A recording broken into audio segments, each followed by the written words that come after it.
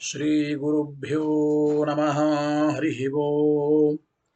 ಶ್ರಿಯಪ್ಪತ್ತೇ ನಿತ್ಯ ಗಣಿತ ಗುಣಮಾಣಿಕ್ಯ ವಿಶದ ಪ್ರಭಾಜಾಲೋಲ್ಲಾಸೋಪಹತ ಸಕಲಾವದ್ಯತಮಸೆ ಜಗಜ್ಜನ್ಮಸ್ಥೇಮ ಪ್ರಲಯ ರಚನಾಶೀಲ ವಪುಷೇ ನಮೋ ಶೇಷಾಂನಾಯ ಸ್ಮೃತಿರುದಯ ದೀಪ್ತಾಯ ಹರಯೇ येन प्रादुरभावे भूमिवलये व्यस्तारिगो सन्ततिः प्रबोधिश्रुतिपङ्कजं करुणया प्रकाशितत्वं परम् ध्वन्तं ध्वंसमनायि साधुनिकरश्चाकारि सन्मार्गगः तेन व्यासदिवाकरेण सततं मात्याजि मे मानसम् व्याप्तिर्यस्य निजे निजे नमः सा पक्षे सपक्षे स्थितिः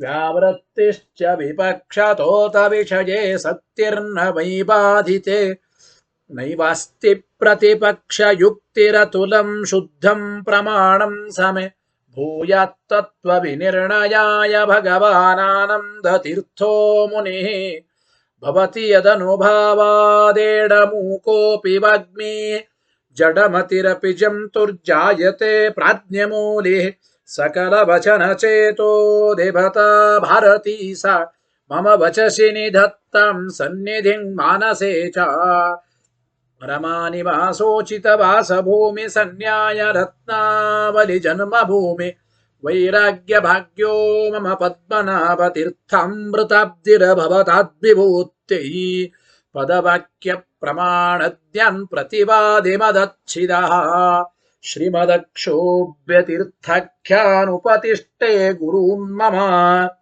श्रीमदानन्दतीर्थार्य सन्मनः सरसि भुवि अनुव्याख्याननलिने चञ्चरी कतिमे मनः न शब्दाब्दौ गाढाः न च निगमचर्चासु चतुराः न च न्याये प्रौढाः न च विदितवेद्या अपि वयम् परं श्रीमत्पूर्णः प्रमति गुरुकारुण्यसरणि प्रपन्ना मान्या स्मः किमपि च वदन्तोऽपि महताम् भगवता बादरायणेन प्राणिनां निःश्रेयसाय प्रणीतमपि ब्रह्ममीमांसाशास्त्रम् असाधुनिबन्धं ददमस अवकुण्ठितत्वेन प्रणीतमिव मन्यमानः भगवानानन्दतीर्थमुनिः यथाचार्याभिप्रायं अस्य भाष्यं विधाय अनुभाष्यमपि करिष्यन्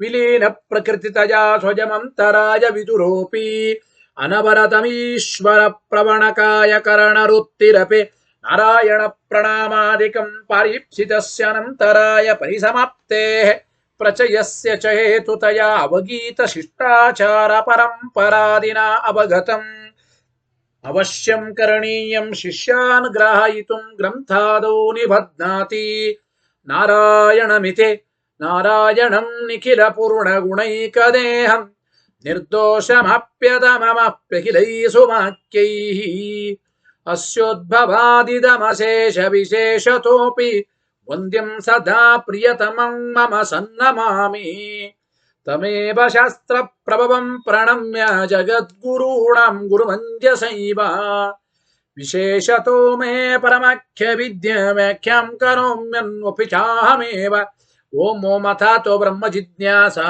ॐ श्रुतिक्षीराब्धिमामथ्याधीमन्दरमहीभृता प्राप्ता न्यायसुधायेन तं जयीन्द्रमहं भजे बुधैरपि सुदुर्बोधे ग्रन्थे यन्मम साहसं तत्पारयन्तु निपुणाः गुरुपादरजक्कणाः लौकिकफलं लक्षणामृतदोहिनीं गुर्वनुग्रहरूपान्तां कामधेनुमुपास्मये मद्वोक्तिर्द्विनदी जयनीयशुभवाक्छुर्यात्मजा सङ्गमे व्याख्यास्नानमहोविधाय हरे प्राप्य प्रसादं परं प्रापुरुजे कृतकृत्यतां गतमला विद्यादिराजादयो योगीशा कृपयन्तु ते जयमुनिर्भावस्य बोधाय मे ಶುಕೇನ ಶಾಂತ್ಯಾದಿಷು ವಾङ्ಮಯೇಷು ವ್ಯಾಸೇನ ಧೈರ್ಯಂ ಬುಧಿನೋಪಮೇಯಂ मनोजजित्य मनसां व्यपत्य रघोत्तमाख्यं स्वगुरुं नमामि न दग्धं यस्य कौपीनम् अग्नौ दत्तमपि स्फुटं वेदव्यासगुरुं नौमि श्रीवेदेश नमस्कृतं सत्यनाथ गुरुः पातु योधीरो नवचन्द्रिकां नवामृतगदातीर्थताण्डवानि व्यचीकृपत आरूढः सहसा यतीन्द्रपदवीं गत्वा च वाराणसीं तत्रत्यान् कुमतप्रचारनिरतानद्वैतदिग्धन्ति नः प्रौढार्थे वचने सयुक्तिकचितैः सम्भीषयन्मोदयन् सत्यध्यानसुकेसरी विजयते पादासितः श्रीपतेः प्रावोचद्योतिकं न्यायसुधावाक्यार्थचन्द्रिकाम् सत्य प्रज्ञ गुरुर्दद्यात् प्रज्ञां वैदान्तिकीं सदा बन्धुस्त्वं गुरुरिष्टदैवतमिति त्वत्पादपङ्केरोऽहं प्राप्तं मां परिपालयेति सततं याचे निबद्धाञ्जलिः चित्तं मद्गुणदोषचिन्तनविदौ नूनं मनाक्मकृता सत्याभिज्ञ गुरोस्त्वदङ्घ्रियुगलम् हित्वा न मे सद्गतिः सत्याभिज्ञकराब्जोत्थान् पञ्चाशद्वर्षपूजकान् सत्यप्रमोदतीर्थार्यान् नौमिन्यायसुधारतान् वेदेश मुनिसत्पाद सेवा सम्प्राप्तवैभवान् यादवार्यान् वरसुधा टीकाकारान् वयं नुमः पृथ्वीमण्डलमध्यस्थाः पूर्णबोधमतानुगाः वैष्णव विष्णुहृदयाः तान्नमस्ये गुरून् मम आपादमौलिपर्यन्तं गुरूणामाकृतिं स्मरेत् तेन विघ्नाः प्रणश्यन्ति सिद्ध्यन्ति च मनोरथाः शुभं ध्यायन्ति ये कामान् गुरुदेवः प्रसादजान् इतरानात्मपापोत्थान् तेषां विद्या फलिष्यति यैरहं शुकवत् सम्यक् शिक्षितोऽस्मि कृपालुभिः श्रीमत्सत्यात्मतीर्थार्यान् वन्दे विद्या गुरून् मम मूलरामपदासक्तं स्वर्णमण्टपकारिणं गुरुस्मरणकर्तारं वन्दे सत्यात्मयोगिनम् स्वस्त्यस्तु सतामखिल सन्मङ्गलानि भवन्तु ಶ್ರೀ ಗುರುಭ್ಯೋ ನಮಃ ಹರಿ ಓಂ. ಹಿಂದೆ ನಾವು ಅನ್ನಮಯಾದಿ ಶಬ್ದಗಳಿಂದ ಶರೀರಾದಿಗಳನ್ನು ತೆಗೆದುಕೊಳ್ಳಬಾರದು. ಅನ್ನಮಯಾದಿ ಪಂಚರೂಪತ್ವ ಪರಮಾತ್ಮನಿಗೆ ಉಂಟು. ಅಂದ್ರೆ ಅನ್ನಮಯಾದಿ ಪಂಚರೂಪನಾದವನು ಅದು ವಿಷ್ಣುವೇ ಅಂತ ಸಮರ್ಥನೆ ಮಾಡಿ ಕೊಟ್ಟಿದ್ದೇವೆ. ಇನ್ನು ಮುಂದೆ ಈ ಅನ್ನಮಯಾದಿಗಳು ಯಾರು ಎಂಬ ವಿಚಾರದಲ್ಲಿ ಐಕ್ಯವಾದಿಗಳು ಏನು ಹೇಳ್ತಾರೆ, ಜೊತೆಗೆ ಜೀವಬ್ರಹ್ಮ ಐಕ್ಯವಾದಿಗಳು ಅದ್ವೈತವಾದಿಗಳು ಏನು ಹೇಳ್ತಾರೆ, ಆ ಎರಡು ವಿಚಾರವನ್ನ ಇಲ್ಲಿ ತಿಳಿಸಿಕೊಡ್ತಾ ಇದ್ದಾರೆ ಈ ಎರಡು ಪ್ಯಾರಾದಲ್ಲಿ. ಮೊದಲು ನೋಡಿ, ಐಕ್ಯವಾದಿಗಳು ಹೇಳತಕ್ಕಂತಹ ಆಕ್ಷೇಪ ಏನು, ಅವರೇನು ವಿಚಾರ ಹೇಳ್ತಾ ಇದ್ದಾರೆ. ಅತ್ರ ಐಕ್ಯವಾದಿ ಆಹ ಅಂತ ಅರ್ಥ. ಅದಕ್ಕೆ ಐಕ್ಯವಾದಿಯು ಇಲ್ಲಿ ಹೀಗೆ ಹೇಳ್ತಾ ಇದ್ದಾರೆ. ಏನು ಅಂದ್ರೆ, ಜೀವ ಏವ ಅನ್ನಮಯಾದಿ ಶಬ್ದಾರ್ಥ. ಅನ್ನಮಯ, ಪ್ರಾಣಮಯ, ಮನೋಮಯ, ವಿಜ್ಞಾನಮಯ, ಆನಂದಮಯ, ಈ ಐದುಗಳು ಕೂಡ ಜೀವನೇ, ಶರೀರ ಅಲ್ಲ ಅಂತ ಅವರ ಅಭಿಪ್ರಾಯ. ಜೀವನೇ ಅನ್ನಮಯಾದಿ ಶಬ್ದ ವಾಚ್ಯನಾದವನು ಅಂತ. ಯಾತಕ್ಕೆ ನೋಡಿ, ಸಹಿ ಈ ಜೀವನಾದರೂ ಅನ್ನವಿಕಾರ ಶರೀರಾವಚ್ಛಿನ್ನತ್ವಾತ್ ಭವತಿ ಅನ್ನಮಯ. ಜೀವ ಹೇಗೆ ಅನ್ನಮಯ ಅಂತ ಕರೆಸಿಕೊಳ್ತಾನೆ, ಅನ್ನಮಯ ಆಗುವ ಬಗೆ ಹೇಗೆ, ಜೀವ ಅನ್ನಮಯ ಹೇಗೆ, ಮತ್ತು ಆ ಜೀವ ಪ್ರಾಣಮಯ, ಮನೋಮಯ, ವಿಜ್ಞಾನಮಯ, ಆನಂದಮಯ ಹೇಗಾಗುತ್ತಾನೆ ಅಂತಂದರೆ ಟೀಕಾರಾಯರು ವಿವರಣೆ ಮಾಡ್ತಾರೆ. ಐಕ್ಯವಾದಿಗಳ ಸಿದ್ಧಾಂತದ ಪ್ರಕಾರ ಅವರ ವಿಚಾರವನ್ನ ಅನುವಾದ ಮಾಡ್ತಾ ಇದ್ದಾರೆ ನೋಡಿ. ಸಹಿ ಈ ಜೀವ ಅನ್ನವಿಕಾರವಾದ ಶರೀರದಿಂದ ಕೂಡಿಕೊಂಡವನಾದ್ದರಿಂದ ಇವನು ಅನ್ನಮಯನಾಗುತ್ತಾನೆ. ಜೀವನೇ ಅನ್ನದ ವಿಕಾರವಲ್ಲ, ಅನ್ನದ ವಿಕಾರ ಶರೀರ, ಆ ಶರೀರದಿಂದ ಕೂಡಿಕೊಂಡವನು ಜೀವ, ಆದ್ದರಿಂದ ಜೀವನನ್ನು ಕೂಡ ನಾವು ಅನ್ನಮಯ ಅನ್ನಮಯ ಅಂತ ಕರೆಯಬಹುದು ಅಂತ ಅವರ ಅಭಿಪ್ರಾಯ. ಸಹಿ ಈ ಜೀವನಾದರೂ ಅನ್ನ ವಿಕಾರ ಶರೀರಾವಚ್ಛಿನ್ನತ್ವಾತ್, ಅನ್ನದ ವಿಕಾರವಾದ ಶರೀರದಿಂದ ಅವಚ್ಛಿನ್ನನಾದವನು. ಅವಚ್ಛಿನ್ನನಾದವನು ಅಂದ್ರೆ ಅದರಿಂದ ಕೂಡಿಕೊಂಡವನು ಅಂತ ಕನ್ನಡದಲ್ಲಿ. ಅಂದ್ರೆ ಅನ್ನದ ವಿಕಾರ ಶರೀರ, ಆ ಶರೀರಾವಚ್ಛಿನ್ನನಾದವನು, ಶರೀರದಿಂದ ಕೂಡಿಕೊಂಡವನು ಯಾರೋ ಈ ಜೀವ. ತಸ್ಮಾತ್ ಕಾರಣ ಜೀವ ಅನ್ನಮಯ ಭವತಿ, ಜೀವನು ಅನ್ನಮಯನಾಗುತ್ತಾನೆ ಅಂತ ಅವರ ಅಭಿಪ್ರಾಯ. ಸಹಿ ಅನ್ನ ವಿಕಾರ ಶರೀರಾವಚ್ಛಿನ್ನತ್ವಾತ್ ಭವತಿ ಅನ್ನಮಯ, ಜೀವ ಅನ್ನಮಯ ಅಂತ ಆಗುತ್ತಾನೆ. ಸರಿ, ಏನು ಅನ್ನದ ವಿಕಾರವಾದ ಶರೀರದಿಂದ ಕೂಡಿಕೊಂಡವನು, ಅನ್ನದ ವಿಕಾರವಾದ ಶರೀರವುಳ್ಳವನು, ಆದ್ದರಿಂದ ಅನ್ನಮಯ ಅಂತ ಏನೋ ಕರೆಯಬಹುದು. ಈ ಜೀವನನ ಪ್ರಾಣಮಯ ಮನೋಮಯ ವಿಜ್ಞಾನಮಯ ಆನಂದಮಯ ಅಂತ ಹೇಗೆ ಕರೆಯೋದು ಅಂತಂದ್ರೆ ನೋಡಿ, ಈ ಜೀವ ಪ್ರಾಣ ಮನಸ್ಸು ಬುದ್ಧಿ ಮತ್ತು ಆನಂದ, ಈ ನಾಲ್ಕುಗಳು ಉಪಾಧಿಗಳು ಅಂತ ಕರೀತಾರೆ.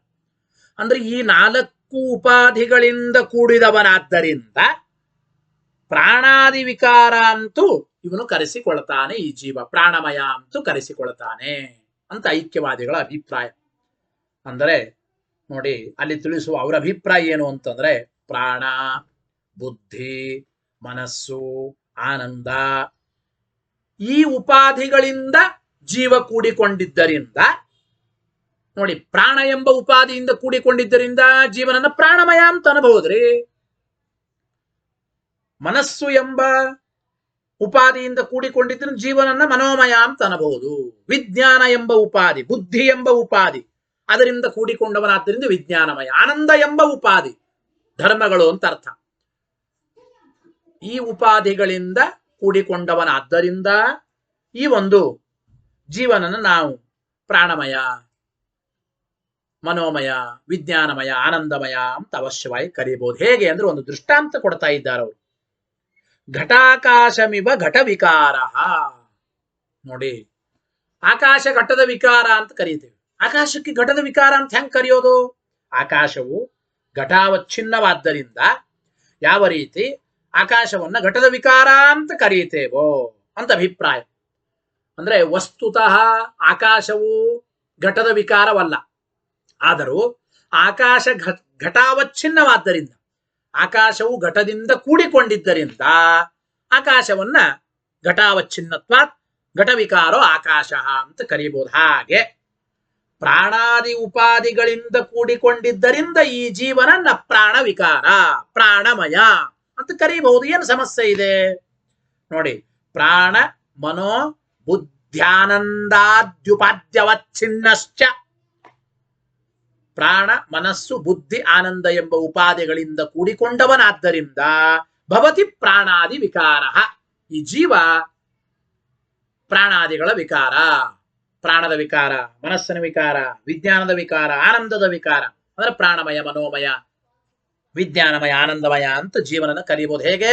ಘಟಾಕಾಶವಿವ ಘಟ ವಿಕಾರ, ಘಟದಿಂದ ಕೂಡಿಕೊಂಡಿದ್ದರಿಂದ ಆ ಒಂದು ಘಟಾಕಾಶವನ್ನ ಘಟದ ವಿಕಾರ ಅಂತ ಹೇಗೆ ಕರೀತೇವೋ ಆ ಅರ್ಥದಲ್ಲಿ. ತೇನ, ಇದರಿಂದ ಏನಾಯ್ತು? ಪ್ರಾಣಮಯತ್ವಾದ್ಯುಪಪತ್ತಿ, ಇದರಿಂದ ಜೀವನವು ಕೂಡ ಅವಶ್ಯವಾಗಿ ಪ್ರಾಣಮಯಾದಿತ್ವವು ಕೂಡ ಅವನಿಗೆ ಕೂಡುತ್ತದೆ. ಅಂದ್ರೆ ಪ್ರಾಣದ ವಿಕಾರವಾದ್ದರಿಂದ ಜೀವನನ ಪ್ರಾಣಮಯ ಅಂತ ಕರೆಯಬಹುದು. ಮನಸ್ಸೆಂಬ ಉಪಾಧ್ಯವಚ್ಛಿನ್ನನಾದ್ದರಿಂದ ಮನೋವಿಕಾರನಾದ್ದರಿಂದ ಈ ಜೀವನನ ಮನೋಮಯ ಅಂತ ಕರೆಯಬಹುದು. ಬುದ್ಧಿ ಅಂದ್ರೆ ವಿಜ್ಞಾನ ಎಂಬ ಉಪಾಧಿಯಿಂದ ಅವಚ್ಛಿನ್ನನಾದ್ದರಿಂದ ಕೂಡಿಕೊಂಡಿದ್ದರಿಂದ ಈ ಜೀವನನ್ನ ವಿಜ್ಞಾನಮಯ ಅಂತ ಅವಶ್ಯವಾಗಿ ಕರೆಯಬಹುದು. ಅದೇ ರೀತಿ ನಾಲ್ಕನೆಯದಾಗಿ ಕೊನೆಯದು, ಆನಂದ ಎಂಬ ಉಪಾಧಿಯಿಂದ ಈ ಜೀವ ಕೂಡಿದ್ದರಿಂದ ಆನಂದಾವಚ್ಛಿನ್ನನಾದ್ದರಿಂದ ಈ ಜೀವನಿಗೆ ಆನಂದ ವಿಕಾರನಾದ್ದರಿಂದ ಆನಂದಮಯ ಅಂತ ಕರೆಯಬಹುದು. ತೇನ ಪ್ರಾಣಮಯತ್ವಾದ್ಯುಪಪತ್ತಿ, ಪ್ರಾಣಮಯತ್ವಾದಿಗಳು ಕೂಡ ಜೀವನಿಗೆ ಅವಶ್ಯವಾಗಿ ಹೇಳಬಹುದು ಎಂಬ ಮಾತನ್ನು ತಿಳಿಸಿಕೊಡ್ತಾ ಇದ್ದಾರೆ. ತಥಾಚ, ಹಾಗಾದ್ರೆ ಏನಾಯಿತು? ಸವಜೇಶ ಪುರುಷ ವಿಧ ಜೇವಾಂಬಲಿ ಸಹ ಎಂಬುವ ತತ್ಶಬ್ದ, ಆ ತತ್ಶಬ್ದದಿಂದ ಜೀವನನ್ನ ಪರಾಮರ್ಶೆ ಮಾಡತಕ್ಕಂಥದ್ದು ಅತಿ ಸ್ಪಷ್ಟ. ಯಾಕೆ? ತದುಪಾಧಿ ವಿಷಯತಯ ಎಂಬ ಮಾತನ್ನ ಹೇಳಿಕೊಡ್ತಾ ಇದ್ದಾರೆ. ನೋಡಿ, ಹಾಗಾದ್ರೆ ಏನು ಅಭಿಪ್ರಾಯ ಆಯಿತು? ಈ ಜೀವ ಸವಾಯೇಶ ಪುರುಷ ವಿಧಯೇವ ಎಂಬ ವಾಕ್ಯದಲ್ಲಿರತಕ್ಕಂಥ ಸಹ ಎಂಬ ಶಬ್ದ ಆ ತತ್ ಶಬ್ದದಿಂದ ಅವಶ್ಯವಾಗಿ ಜೀವನನ ಪರಾಮರ್ಶೆ ಮಾಡಬಹುದು. ಯಾತಕ್ಕೆ? ತದುಪಾಧಿ ವಿಷಯತಯ, ಹಿಂದೆ ಹೇಳಲ್ಪಟ್ಟ ಪ್ರಾಣ ಮನಸ್ಸು ಬುದ್ಧಿ ಆನಂದಾದಿ ಉಪಾಧಿಗಳಿಂದ ಕೂಡಿದ್ದರಿಂದ ಅಂತಹ ಜೀವನೇ ಈ ಪುರುಷ ಅಂತ ಸಹ ಎಂಬ ಶಬ್ದದಿಂದ ತತ್ಶಬ್ದದಿಂದ ಜೀವನನ್ನ ಅವಶ್ಯವಾಗಿ ನಾವು ಪರಾಮರ್ಶೆ ಮಾಡಬಹುದು. ತಥಾಚ ಸವಾಯೇಶ ಪುರುಷಃ ಇತಿ ಪರಾಮರ್ಶಃ ತದುಪಾಧಿ ವಿಷಯತಯಾ ಹಿ ಶ್ಲಿಷ್ಟತರೋ ಭವತಿ. ಶ್ಲಿಷ್ಟತರೋ ಭವತಿ ಅಂದ್ರೆ ಅತ್ಯಂತ ಸಮಂಜಸವಾಗುತ್ತದೆ ಅಂತ ಅಭಿಪ್ರಾಯ. ಗೊತ್ತಾಯ್ತೋ ಇಲ್ಲ? ಅಂದರೆ ಈ ಪರಾಮರ್ಶವೂ ಕೂಡ ಸಹ ಎಂಬ ತತ್ಶಬ್ದದಿಂದ ಮಾಡತಕ್ಕಂಥ ಪರಾಮರ್ಶವೂ ಕೂಡ ಉಪಾಧಿ ವಿಶಿಷ್ಟನಾದ್ದರಿಂದ ಅನ್ನಮಯ ಶಬ್ದವಾಚ್ಯನಾದ ಈ ಜೀವನನ್ನ ಅಂದ್ರೆ ಆ ಉಪಾಧಿಯ ಶರೀರಕ್ಕೆ ನಾವು ಅನ್ವಯಿಸ್ತಕ್ಕಂಥದ್ದು ಹೆಚ್ಚು ಸಮಂಜಸ, ಅತ್ಯಂತ ಸೂಕ್ತ ಅಂತ ಅಭಿಪ್ರಾಯ. ಶ್ಲಿಷ್ಟತರೋ ಭವತಿ, ಅತೀ ಸ್ಪಷ್ಟವಾಗುತ್ತದೆ ಎಂಬ ಮಾತನ್ನ ತಿಳಿಸಿಕೊಡ್ತಾ ಇದ್ದಾರೆ. ರಸಶಬ್ದಶ್ಚ ಅನ್ನಸ್ಥ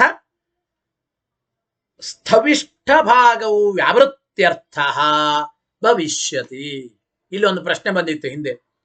ಜೀವನನ್ನೇ ಅನ್ನಮಯ ಅಂತ ಕರೆದ್ರಿ, ನೀವು ಹೊಂದಿಸಿಬಿಟ್ರಿ. ಹೇಗೆ? ಅನ್ನಮಯ ಅಂದ್ರೆ ಅನ್ನದ ವಿಕಾರ, ಜೀವನ ಅನ್ನದ ವಿಕಾರ ಹೇಗೆ ಅಂತಂದರೆ ಅನ್ನದ ವಿಕಾರವಾದದ್ದು ಶರೀರ, ಆ ಶರೀರಾವಚ್ಛಿನ್ನನಾದ್ದರಿಂದ ಜೀವನು ಅನ್ನದ ವಿಕಾರ ಅಂತ ಅನಿಸಿಕೊಂಡು ಜೀವನನ್ನ ಅನ್ನಮಯ ಅಂತ ಕರೆಯಬಹುದು ಅಂತಂದ್ರಿ. ಆದರೆ ಅಲ್ಲಿ ಹೇಳುವಾಗ ಅನ್ನ ರಸಮಯ ಅಂತ ಶಬ್ದ ಇದೆ. ರಸ ಎಂಬ ಶಬ್ದಕ್ಕೆ ಸಾರ್ಥಕ್ಯವನ್ನು ಹೇಗೆ ತಂದುಕೊಳ್ಳಬೇಕು? ರಸ ಎಂಬ ಶಬ್ದ ನಮ್ಮ ಪ್ರಕಾರ ಹಿಂದೆ ಸಿದ್ಧಾಂತ ರಸ ಶಬ್ದಕ್ಕೆ ಸಾರ ಅಂತ ಅರ್ಥ. ಅಂದ್ರೆ ಸಾರಾನ್ನಮಯನಾದವನು. ಆ ಅನ್ನ ಶಬ್ದದ ನಿಜವಾದ ಮುಖ್ಯಾರ್ಥ ಅತೃತ್ವ ಅದ್ಯತ್ವಗಳ ಪ್ರಾಚುರ್ಯ ಉಳ್ಳವನು ಎಂಬ ಅರ್ಥವನ್ನ ರಸ ಶಬ್ದಕ್ಕೆ ನಾವು ಹೇಳಿ ಸಾರ್ಥಕ್ಯವನ್ನು ತೋರಿಸಿದ್ದೇವೆ. ಅವರಂತಾರೆ ನೋಡಿ, ಈ ಅನ್ನದ ಸ್ಥೂಲ ಭಾಗ ಶರೀರವಾಗೋದಿಲ್ಲ, ಹೌದೋ ಇಲ್ಲ? ಅನ್ನದ ಸೂಕ್ಷ್ಮ ಭಾಗ ಶರೀರವಾಗುತ್ತದೆ. ಅನ್ನದ ಸ್ಥೂಲ ಭಾಗ ಎಂಬುದು ಅದು ಶರೀರವಾಗೋದಿಲ್ಲ. ಆದ್ದರಿಂದ ಅದನ್ನ ವ್ಯಾವರ್ತನ ಮಾಡೋದಕ್ಕಾಗಿ, ಅಂದ್ರೆ ಅದಲ್ಲ ಅಂತ ಹೇಳೋದಕ್ಕಾಗಿ ಆ ಶ್ರುತಿಯಲ್ಲಿ ಇರತಕ್ಕಂಥ ಅನ್ನ ರಸಮಯ, ಶ್ರುತಿಯಲ್ಲಿ ಇರತಕ್ಕಂಥ ಅನ್ನರಸ ಅಂಬಲಿರತಕ್ಕಂಥ ರಸ ಶಬ್ದ ಎಂಬುದು ಉಂಟು ಅಂತ ತಿಳಿಸಿಕೊಡ್ತಾ ಇದ್ದಾರೆ. ಗೊತ್ತಾಯ್ತಾ? ರಸಶಬ್ದಶ್ಚ ಅನ್ನಸ್ಥ ಸ್ಥವಿಷ್ಟ ಭಾಗವು ವ್ಯಾವೃತ್ಯರ್ಥ ಭವಿಷ್ಯತಿ. ಅನ್ನದ ಸ್ಥೂಲ ಭಾಗ ಎಂಬುದು ಶರೀರವಾಗೋದಿಲ್ಲ ಅಂತ ನಾವು ಹೇಳಿದ್ದೇವೆ. ಆದ್ದರಿಂದ ಅದನ್ನ ನಾವು ವ್ಯಾವರ್ತನ ಮಾಡೋದಕ್ಕಾಗಿ, ಅದನ್ನ ಇಲ್ಲ ಅಂತ ಹೇಳೋದಕ್ಕಾಗಿ ರಸಶಬ್ದ ಎಂಬುದು ಈ ಶ್ರುತಿಯಲ್ಲಿ ಉಂಟು ಅಂತ ಅಭಿಪ್ರಾಯ. ಇದರ ಜೊತೆಗೆ ತಸ್ಸೇದ ಮೇ ಬಶಿರಃ ಅಯಂ ದಕ್ಷಿಣ ಪಕ್ಷ ಅಯಂ ಉತ್ತರ ಪಕ್ಷ ತಸ್ಸೇದ ಮೇ ಇದಂ ಅಂತ ಬಂತಲ್ಲಿ. ಇದಂ ಎಂಬ ನಿರ್ದೇಶ ಜೀವನನ್ನು ಕುರಿತು ಮಾಡೋದು ಹೇಗೆ? ಜೀವ ಸಾಕ್ಷಿ ಪ್ರತ್ಯಕ್ಷ ವೇದ್ಯ, ಶರೀರ ಪ್ರತ್ಯಕ್ಷ ವೇದ್ಯ, ಜೀವನ ಶರೀರದ ಅವಯವಗಳು ಪ್ರತ್ಯಕ್ಷ ವೇದ್ಯ ಅಂದ ಮೇಲೆ ಪ್ರತ್ಯಕ್ಷ ವೇದ್ಯವಾದದ್ದರ ಉಪದೇಶ ಹೇಗೆ ಅಂತ ಪ್ರಶ್ನೆ ಬಂದಿತ್ತು. ಅವರಂದ್ರು ಇದಂ ಎಂಬ ನಿರ್ದೇಶವೂ ಕೂಡ ಮುಖ್ಯಾರ್ಥತೆಯಾನೇ ಉಪಪನ್ನವಾಗ್ತಾ ಇದೆ ಅಂತ ಹೇಳ್ತಾ ಇದ್ದಾರೆ ಅವರು. ಇದಂ ಅಂದ್ರೆ ಜೀವನನ್ನು ಕುರಿತು ಇದಂ ಅಂತ ಯಾಕಂದಿದ್ದು? ಅಯಂ ಜೀವ ಶರೀರಾವಚ್ಛಿನ್ನ ತಸ್ಮಾತ್ ಕಾರಣಾತ್ ಜೀವಮುದ್ದಿಶ್ಯ ಶರೀರಂ ಪ್ರತಿ ಇದಂ ಇತಿ ಉಚ್ಯತೆ ಅಂತ ಅರ್ಥ ಮಾಡಿಕೊಳ್ಬೇಕು.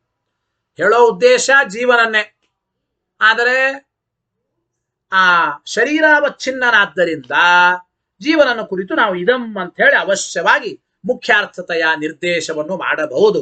ಇದಮಿತಿ ನಿರ್ದೇಶಶ್ಚ ಮುಖ್ಯಾರ್ಥ ಸಂಪದ್ಯತೆ, ಅವಶ್ಯವಾಗಿ ಕೂಡುತ್ತದೆ, ಏನು ತೊಂದರೆ ಇಲ್ಲ ಎಂಬ ಮಾತನ್ನ ಹೇಳಿಕೊಡ್ತಾ ಇದ್ದಾರೆ. ಜೊತೆಗೆ ಪ್ರಾಣಮಯಾದಿಷು ಸರ್ವತ್ರ ಶಿರಪ್ರಭೃತ್ಯವಯವಾನ ವಕ್ತವ್ಯತ್ವೇನ.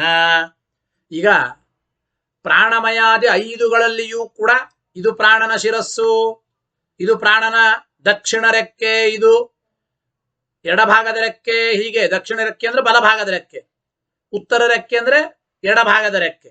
ಹೀಗೆಲ್ಲ ಪ್ರತಿಯೊಂದು 5ರಲ್ಲಿಯೂ ಕೂಡ ಆ ಪ್ರಾಣಮಯಾದಿಗಳ ಶಿರಸ್ಸು ಮೊದಲಾದ ಅವಯವಗಳನ್ನ ಹೇಳ್ತಾ ಇದ್ದಾರೆ. ಆದ್ರೆ ನೋಡಿ, ಈ ಪ್ರಾಣಮಯಾದಿ ಎಲ್ಲದರಲ್ಲಿಯೂ ಕೂಡ ಪ್ರತ್ಯಕ್ಷವಾಗೋದಿಲ್ಲ. ಪ್ರಾಣಮಯಾದಿ ಎಲ್ಲದರಲ್ಲಿಯೂ ಕೂಡ ಪ್ರತ್ಯಕ್ಷವಾಗದೇ ಇರತಕ್ಕಂತಹ ಶಿರಸ್ಸು ಮೊದಲಾದ ಅವಯವಗಳನ್ನು ಹೇಳಲೇಬೇಕಾದದ್ದರಿಂದ ಆ ಪ್ರಾಣಮಯಾದಿಗಳಿಗೆ ಸದೃಶವಾಗಿರತಕ್ಕಂತಹ ಅನ್ನಮಯ ಶರೀರದಲ್ಲಿ ಪ್ರತ್ಯಕ್ಷ ಸಿದ್ಧವೇ ಆಗಿರತಕ್ಕಂತಹದ್ದು ಅಂತ ಅಭಿಪ್ರಾಯ. ಅಂದ್ರೆ ಪ್ರಾಣಮಯ, ಮನೋಮಯ, ವಿಜ್ಞಾನಮಯ, ಆನಂದಮಯ ಇವುಗಳಲ್ಲಿ ಶಿರಸ್ಸು ಮೊದಲಾದ ಅವಯವಗಳು ಅವು ಪ್ರತ್ಯಕ್ಷವಾಗೋದಿಲ್ಲ. ಗೊತ್ತಾಯ್ತು ಇಲ್ಲ? ಅಂದ್ರೆ ಪ್ರಾಣದ ವಿಕಾರನಾದ ಜೀವ, ಮನಸ್ಸು, ಬುದ್ಧಿ, ಆನಂದ ಇವುಗಳ ವಿಕಾರ ಅಂದ್ರೆ ಆ ಉಪಾಧಿಗಳಿಂದ ಕೂಡಿಕೊಂಡವನಾದ್ದರಿಂದ ಆ ಜೀವನನ್ನೇ ಪ್ರಾಣಮಯ ಅಂತ ಕರೀತಾರೆ. ಆದರೆ ಪ್ರಾಣಮಯಾದಿಗಳಲ್ಲಿ ಇರುವ ಆ ಅವಯವಗಳೇನುಂಟು ಅವು ಪ್ರತ್ಯಕ್ಷವಾಗಲ್ಲ. ಆದ್ರೆ ಅನ್ನಮಯ ಎನಿಸಿಕೊಂಡ ಜೀವನ ಶರೀರದ ಅವಯವಗಳು ಪ್ರತ್ಯಕ್ಷವಾಗುತ್ತವೆ. ಗೊತ್ತಾಯ್ತೋ ಇಲ್ಲ? ಆದ್ದರಿಂದ ಅದನ್ನು ತಿಳಿಸಿಕೊಡ್ತಾ ಇದ್ದಾರೆ. ಅಂದ್ರೆ ಪ್ರಾಣಮಯಾದಿ ಸದೃಶವಾದ ಅನ್ನಮಯ ಶರೀರದಲ್ಲಿ ಮಾತ್ರ, ಅಂದ್ರೆ ಅನ್ನದ ವಿಕಾರವಾದ ಶರೀರ, ಈ ಶರೀರದ ಅವಯವಗಳು ಅವಶ್ಯವಾಗಿ ಪ್ರತ್ಯಕ್ಷವಾಗುತ್ತವೆ. ಈ ಅನ್ನಮಯ ಎಂಬುದು ಆ ಪ್ರಾಣಮಯ ಮೊದಲಾದವುಗಳ ಸದೃಶವಾದದ್ದು ತಾನೆ, ಅದರ ಜೊತೆಗೆ ಪಠಿತವಾದದ್ದು ತಾನೆ. ಆದ್ದರಿಂದ ಪ್ರಾಣಮಯಾದಿ ಸದೃಶವಾದ ಅನ್ನಮಯ ಅಂದ್ರೆ ಅನ್ನಮಯ ಶರೀರದಲ್ಲಿ ಮಾತ್ರ ಶಿರಸ್ಸು ಮೊದಲಾದವುಗಳು ಪ್ರತ್ಯಕ್ಷವೇ ಸಿದ್ಧವಾಗಿವೆ. ಪ್ರತ್ಯಕ್ಷವೇ ಸಿದ್ಧವಾದ್ದರಿಂದ ತಸ್ಸೇದ ಮೇ ಬಶಿರಃ, ಅನ್ನಮಯನನ್ನ ಉದ್ದೇಶವಾಗಿಟ್ಟುಕೊಂಡು ಇದು ಅನ್ನಮಯ ನಾಮಕನಾದ ಜೀವನ ಶರೀರ, ಇದು ಅನ್ನಮಯ ನಾಮಕನಾದ ಜೀವನ ಬಲಭಾಗದ ರೆಕ್ಕೆ, ಇದು ಅನ್ನಮಯ ನಾಮಕನಾದ ಜೀವನ ಎಡಭಾಗದ ರೆಕ್ಕೆ ಅಂತ ಈ ರೀತಿ ಅವಶ್ಯವಾಗಿ ನಾವು ನಿರ್ದೇಶ ಮಾಡಬಹುದು. ಪ್ರಾಣಮಯಾದಿಷು ಸರ್ವತ್ರ ಶಿರಪ್ರಭೃತ್ಯವಯವಾನಾಂ ವಕ್ತವ್ಯತ್ವೇನ, ಪ್ರಾಣಮಯಾದಿ ಮುಂದಿನ 4ರಲ್ಲಿಯೂ ಕೂಡ ಪ್ರಾಣಮಯಾದಿಗಳಿಗೆ ಶಿರಸ್ಸು ಮೊದಲಾದ ಅವಯವಗಳನ್ನು ಹೇಳಿದ್ದಾರೆ. ಆದರೆ ಆ ಪ್ರಾಣಮಯಾದಿಗಳ ಶಿರಸ್ಸು ಮೊದಲಾದ ಅವಯವಗಳು ಅದು ಪ್ರತ್ಯಕ್ಷವಾಗೋದಿಲ್ಲ. ಹಾಗಾದ್ರೆ ತತ್ ಪ್ರಾಯೇ ಅಂದ್ರೇನು? ಆ ಪ್ರಾಣಮಯಾದಿಗಳ ಸದೃಶವಾದ ಈ ಅನ್ನಮಯನ ಶರೀರದ ವಿಚಾರದಲ್ಲಿ ಸಿದ್ಧಸ್ಯಾಪಿ ಕಥನ ಉಪಪತ್ತೇ, ಅಂದ್ರೆ ಪ್ರತ್ಯಕ್ಷ ಸಿದ್ಧವಾಗಿರಬಹುದು. ನಾವು ಆ ಐಕ್ಯವಾದಿಗಳು ಏನಂತ ಇದ್ದಾರೆ ಅಂದ್ರೆ ಶರೀರದ ಅವಯವಗಳು ಪ್ರತ್ಯಕ್ಷ ಸಿದ್ಧವೇ ಆದ್ದರಿಂದ ಇದಂ ಅಂತ ಉಪದೇಶ ಯಾತಕ್ ಮಾಡಬೇಕು ಅಂತ ನಾವು ಕೇಳಿದ್ದೇವೆ. ಅದಕ್ಕೆ ಅವರಂದ್ರು ಅನ್ನಮಯನ ಶರೀರದಲ್ಲಿ ಪ್ರತ್ಯಕ್ಷ ಸಿದ್ಧವಾದ ಅವಯವಗಳನ್ನಿಟ್ಟುಕೊಂಡು ಪ್ರಾಣಮಯಾದಿ ಶರೀರಗಳಲ್ಲಿರುವ ಅವಯವಗಳನ್ನ ಇದಂ ಅಂತ ಹೇಳಿ ನಿರ್ದೇಶ ಮಾಡ್ತಾ ಇದ್ದೇವೆ. ಪ್ರತ್ಯಕ್ಷ ಸಿದ್ಧವಾದರೂ ಕೂಡ ಅವಶ್ಯವಾಗಿ ನಿರ್ದೇಶ ಮಾಡಬಹುದು ಎಂಬ ಅಭಿಪ್ರಾಯವನ್ನ ಅಲ್ಲಿ ತಿಳಿಸಿಕೊಡ್ತಾ ಇದ್ದಾರೆ. ಸಿದ್ಧಸ್ಯಾಪಿ ಕಥನ ಉಪಪತ್ತೇ, ಅಂದರೆ ಪ್ರಾಣಮಯಾದಿಗಳಲ್ಲಿ ಆ ಶರೀರದಲ್ಲಿರತಕ್ಕಂಥ ಅವಯವಗಳು ಪ್ರತ್ಯಕ್ಷ ಸಿದ್ಧವಾಗಿಲ್ಲ. ಅನ್ನಮಯದ ಶರೀರದಲ್ಲಿರತಕ್ಕಂತಹ ಅವಯವಗಳು ಮಾತ್ರ ಪ್ರತ್ಯಕ್ಷ ಸಿದ್ಧ. ಆ ಪ್ರಾಣಮಯಾದಿ ಸದೃಶವಾದ ಅನ್ನಮಯಾದಿ ಶರೀರದಲ್ಲಿ ಪ್ರತ್ಯಕ್ಷ ಸಿದ್ಧವಾದ್ದರಿಂದ ಆ ಶಿರಸ್ಸು ಮೊದಲಾದವುಗಳನ್ನ ಇದಂ ಅಂತ ಹೇಳಿ ನಿರ್ದೇಶ ಮಾಡಿದ್ದು ಯುಕ್ತವೇ ಆಗಿದೆ ಅಂತ ಅಭಿಪ್ರಾಯ. ಜೊತೆಗೆ ಇನ್ನೊಂದು ಮಾತು ಏನು ಅಂತಂದ್ರೆ ನೋಡಿ, ಈ ಜೀವನಿಗೆ ಈ ಶ್ರುತಿ ವಾಕ್ಯಗಳಲ್ಲಿ ಹೇಳಿರತಕ್ಕಂತ ಕೆಲವು ಧರ್ಮಗಳು ಕೂಡ ಉಪಪನ್ನವಾಗುತ್ತವೆ. ಅಂದ್ರೆ ಅನ್ನಮಯಾದಿ ಶಬ್ದವಾಚ್ಯನಾದವನು ಜೀವ ಅಂತ ಅಂದರೇನೆ, ಜೀವನೇ ಅನ್ನಮಯಾದಿ ಶಬ್ದವಾಚ್ಯನಾದವನು ಅಂತ ಹೇಳಿದರೇನೆ ಶರೀರವುಳ್ಳವನು ಜೀವ, ಶರೀರಿತ್ವನು ಜೀವನಿಗೆ ಹೇಳಬಹುದು. ಆಮೇಲೆ ಅವಯವಿತ್ವಂ, ಜೀವನಿಗೆ ಅವಯವ ಇದೆ, ಅವಯವಿತ್ವನು ಹೇಳಬಹುದು. ಆಮೇಲೆ ಪ್ರಿಯಾದಿಗಳ ಯೋಗ ಅಂದ್ರೆ ಹೇಳ್ತಾ ಇದ್ದಾರೆ. ಪ್ರಿಯ ಅಪ್ರಿಯಗಳ ಸಂಬಂಧ ಯಾರಿಗೆ? ಜೀವನಿಗೆ, ಪರಮಾತ್ಮನಿಗೆ ಹೇಳಲಿಕ್ಕೆ ಬರಲ್ಲ. ಜೊತೆಗೆ ಬ್ರಹ್ಮಪುಚ್ಛತ್ವಂಚ ಎಂಬ ಮಾತನ್ನು ಅಲ್ಲಿ ತಿಳಿಸಿಕೊಡ್ತಾ ಇದ್ದಾರೆ. ಅಂದರೆ ಆ ಬ್ರಹ್ಮಪುಚ್ಛತ್ವ ಇವೆಲ್ಲವೂ ಕೂಡ ಏತತ್ ಸರ್ವಂ ಸಮಂಜಸಂ ಭವತಿ, ಎಲ್ಲವೂ ಕೂಡ ಜೀವ ಅನ್ನಮಯ ಅಂತಂದಾಗಲೇನೆ ಅತ್ಯಂತ ಸಮಂಜಸವಾಗುತ್ತದೆ ಅಂತ ಆ ಐಕ್ಯವಾದಿಗಳ ಆ ಪೂರ್ವ ಪಕ್ಷಿಗಳ ಅಭಿಪ್ರಾಯ ಅಂತ. ಇಲ್ಲಿ ನೋಡಿ, ನಾವು ತಿಳಿಯಬೇಕಾದ ಒಟ್ಟು ವಿಚಾರ ಏನು ಅಂದ್ರೆ, ಆ ಐಕ್ಯವಾದಿಗಳ ಆಕ್ಷೇಪ ಏನು ಅದನ್ನು ನಿಧಾನವಾಗಿ ನಾವು ವಿಚಾರ ಮಾಡಬೇಕು. ಏನು ಅಂದ್ರೆ, ಮುಖ್ಯವಾಗಿ ನಾವು ಹೇಳತಕ್ಕಂತಹದ್ದು ಐಕ್ಯವಾದಿಗಳು ಈ ಜೀವನೇ ಅನ್ನಮಯಾದಿ ಶಬ್ದವಾಚ್ಯನಾದವರು ಅಂತ ಇದ್ದಾರೆ. ಈ ವಿಚಾರವನ್ನು ನಾವು ಓಂ ಭೇದವ್ಯಪದೇಶಾಶ್ಚ ಓಂ ಅಂತ ಈ ಮುಂದಿನ ಸೂತ್ರದಲ್ಲಿ ನಿರಾಕರಣೆ ಮಾಡ್ತಾ ಇದ್ದೇವೆ. ಹಾಗಾದ್ರೆ ಒಟ್ಟು ಐಕ್ಯವಾದಿಗಳ ಆಕ್ಷೇಪ ಏನು, ಅವರ ವಿಚಾರ ಏನು ಅಂದ್ರೆ ನೋಡಿ, ಅನ್ನಮಯ ಪ್ರಾಣಮಯ ಮನೋಮಯ ವಿಜ್ಞಾನಮಯ ಆನಂದಮಯ ಎಂಬ ಮಯಟ್ ಪ್ರತ್ಯಯ ಇದೆ. ಮಯಟ್ ಪ್ರತ್ಯಯಕ್ಕೆ ಅರ್ಥ ಏನು? ವಿಕಾರ ಎಂಬ ಅರ್ಥ ಉಂಟು. ಮಯಟ್ ಪ್ರತ್ಯಯಕ್ಕೆ ವಿಕಾರ ಎಂಬ ಅರ್ಥವು ಇದ್ದೇ ಇದೆ. ಈಗ ಜೀವ ಅನ್ನದ ವಿಕಾರನಲ್ಲ, ನಿಜ. ಜೀವ ಅನ್ನದ ವಿಕಾರನಾಗದೆ ಹೋದರೂ ಕೂಡ ಅನ್ನದ ವಿಕಾರವಾದ ಶರೀರದಿಂದ ಜೀವ ಕೂಡಿಕೊಂಡವು. ಅನ್ನದ ವಿಕಾರ ಶರೀರ, ಜೀವ ಅಲ್ಲ, ನಿಜವೇ. ಆ ಅನ್ನದ ವಿಕಾರವಾದ ಶರೀರದಿಂದ ಕೂಡಿಕೊಂಡವನು ಈ ಜೀವ, ಶರೀರಯುಕ್ತನಾದವನು. ಆದ್ದರಿಂದ ಜೀವನನ ನಾವು ಅನ್ನಮಯ ಅಂತ ಕರೀಬಹುದು, ಯಾವ ಸಮಸ್ಯೆ ಇಲ್ಲ, ಮುಖ್ಯ ವೃತ್ತಿಯಿಂದಲೇನೆ ಅಂತ ಅವರ ಅಭಿಪ್ರಾಯ. ಹೇಗೆ ನೋಡಿ, ಘಟಾಕಾಶ ಎಂಬುದು ಘಟದ ವಿಕಾರ ಅಂತ ಕರೀತೇವೆ. ಯಾಕೆ? ಘಟಾಕಾಶವು ಹೇಗೆ ಘಟದಿಂದ ಕೂಡಿಕೊಂಡಿದ್ದರಿಂದ ಘಟಾಕಾಶವನ್ನ ಘಟದ ವಿಕಾರ ಅಂತ ಕರೀತೇವೋ, ಹಾಗೆ ಅನ್ನದ ವಿಕಾರವಾದ ಶರೀರದಿಂದ ಈ ಜೀವ ಕೂಡಿಕೊಂಡವನಾದ್ದರಿಂದ ಜೀವನನ್ನು ನಾವು ಅನ್ನದ ವಿಕಾರ, ಅನ್ನಮಯ ಅಂತ ಅವಶ್ಯವಾಗಿ ನಾವು ಹೇಳಬಹುದು. ಆದ್ದರಿಂದ ಈ ಜೀವನನ್ನ ಅನ್ನಮಯ ಅಂತ ಕರೆಯಬಹುದು. ಜೊತೆಗೆ ಈ ಜೀವ ನೇರವಾಗಿ ಪ್ರಾಣಾದಿಗಳ ವಿಕಾರನೂ ಅಲ್ಲ, ನಿಜವೇ, ಪ್ರಾಣಾದಿಗಳ ವಿಕಾರನೂ ಅಲ್ಲ. ಆದರೆ ಪ್ರಾಣ, ಮನಸ್ಸು, ಬುದ್ಧಿ, ಆನಂದ ಎಂಬ ಉಪಾದಿಗಳಿಂದ, ಈ ಧರ್ಮಗಳಿಂದ ಈ ಜೀವ ಕೂಡಿಕೊಂಡವನು. ಅಂದ್ರೆ ಪ್ರಾಣಾದಿ ರೂಪವಾದ ಉಪಾದಿ ವಿಶಿಷ್ಟನಾದ್ದರಿಂದ ಈ ಜೀವನನ್ನ ಪ್ರಾಣಾದಿಗಳ ವಿಕಾರ ಅಂತ ನಿರ್ದೇಶ ಮಾಡತಕ್ಕಂತಹದ್ದು ಕೂಡ ಅವಶ್ಯವಾಗಿ ಕೂಡುತ್ತದೆ. ಆದ್ದರಿಂದ ಆ ಪ್ರಾಣಾದಿಗಳ ವಿಕಾರ ಅಂತ ಹೇಳಿ ಈ ಜೀವನನ್ನ ಪ್ರಾಣಮಯ ಮನೋಮಯ ವಿಜ್ಞಾನಮಯ ಆನಂದಮಯ ಅಂತ ಈ ಜೀವನನ್ನೇ ಕರೆಯಬಹುದು. ಅಂದ್ರೆ ಎರಡು ಹೇಳ್ದಂಗಾಯ್ತು. ಒಟ್ಟು 5ಗಳು ಜೀವನೇ. ಜೀವನನ್ನ ಅನ್ನಮಯ ಅಂತ ಯಾಕೆ ಕರೀತೇವೆ? ಜೀವ ಅನ್ನದ ವಿಕಾರನಲ್ಲದೆ ಹೋದರೂ ಅನ್ನದ ವಿಕಾರವಾದ ಶರೀರದಿಂದ ಕೂಡಿಕೊಂಡವನಾದ್ದರಿಂದ ಅನ್ನದ ವಿಕಾರ ಅಂತ ಅಭಿಪ್ರಾಯ ಇಟ್ಟುಕೊಂಡು ಅನ್ನಮಯ. ಅದೇ ರೀತಿ ಜೀವ ಪ್ರಾಣಮಯ ಅಂದ್ರೆ ಪ್ರಾಣದ ವಿಕಾರ, ಮನೋಮಯ ಮನಸ್ಸಿನ ವಿಕಾರ, ಆ ಪ್ರಾಣಾದಿಗಳ ವಿಕಾರ ಆಗದೆ ಹೋದರೂ ಜೀವ ಆ ಪ್ರಾಣ, ಮನಸ್ಸು, ಬುದ್ಧಿ, ಆನಂದ ಎಂಬ ಉಪಾದಿಗಳಿಂದ ಕೂಡಿಕೊಂಡವನು, ಆ ಧರ್ಮದಿಂದ ವಿಶಿಷ್ಟನಾದವನು. ಆದ್ದರಿಂದ ಅವನು ಪ್ರಾಣಾದಿಗಳ ವಿಕಾರ ಅಂತ ಅಭಿಪ್ರಾಯ ಇಟ್ಟುಕೊಂಡು ಜೀವನನ್ನ ಪ್ರಾಣಮಯಾದಿ ಶಬ್ದಗಳಿಂದಲೂ ಕರೆಯಬಹುದು ಅಂತ ಒಂದು ಅಭಿಪ್ರಾಯ. ಮೊದಲನೇದ್ದು ಒಂದು ಅವರು ಅಂದ್ರೆ ಆ 3 ಲೈನಲ್ಲಿ ಹೇಳಿರತಕ್ಕಂಥ ವಿಚಾರ ಇದು. ಎರಡನೇದಾಗಿ ರಸಶಬ್ದ ಹೇಗೆ ಸಾರ್ಥಕ ಅಂತಂದ್ರೆ, ನಾ ವಾಕ್ಯ ಓದಿ ಪಾಠ ಹೇಳಿದ್ದೇನೆ, ಅದರ ವಿವರಣೆಯನ್ನು ಮಾತ್ರ ನಾನು ಮಾಡ್ತಾ ಇದ್ದೇನೆ. ಈಗ ನೋಡಿ, ಅನ್ನದಲ್ಲಿ ಸ್ಥೂಲ ಭಾಗ ಇದೆ. ಅನ್ನದಲ್ಲಿ ಇರತಕ್ಕಂತಹ ಸ್ಥೂಲ ಭಾಗವನ್ನ ವ್ಯಾವರ್ತನ ಮಾಡುವ ಸಲುವಾಗಿ ಶ್ರುತಿಯಲ್ಲಿ ರಸಶಬ್ದವನ್ನು ನಾವು ಇಟ್ಟುಕೊಳ್ಳುತ್ತೇವೆ. ಅಂದ್ರೆ ಸವಾಜೇಶ ಪುರುಷೋನ್ನರ ಸಮಯ ಅಂದರೆ ಅನ್ನದಲ್ಲಿ ಇರತಕ್ಕಂತಹ ಸ್ಥೂಲ ಭಾಗ ಉಳ್ಳವನಲ್ಲ.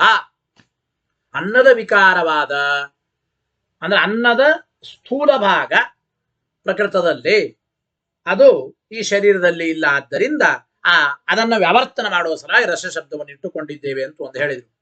ಜೊತೆಗೆ ಸವಾಜೇಶ ಪುರುಷ ವಿಧ ಜೇವ ಅಂಬೋಲಿ ಸಹ ಅಂಬೋ ತತ್ಶಬ್ದದಿಂದ ಜೀವನನ್ನ ಪರಾಮರ್ಶೆ ಮಾಡಿದರೆ ಅನ್ನಾತ್ ಪುರುಷ ಅಂತ ಆ ಉಪಕ್ರಮ ವಾಕ್ಯಕ್ಕೆ ಅನುಗುಣವಾಗಿ ಸವಾಜೇಶ ಪುರುಷೋನ್ನರ ಸಮಯ ಎಂಬುದು ಆ ರಸಶಬ್ದವು ಕೂಡ ಸರ್ವಥಾ ವ್ಯರ್ಥವಲ್ಲ, ಸಾರ್ಥಕವೇ ಆಗುತ್ತದೆ ಎಂಬುದನ್ನು ನಾವು ಅವಶ್ಯವಾಗಿ ಚಿಂತನೆ ಮಾಡಬಹುದು ಅಂತ ತಿಳಿಸಿದರು.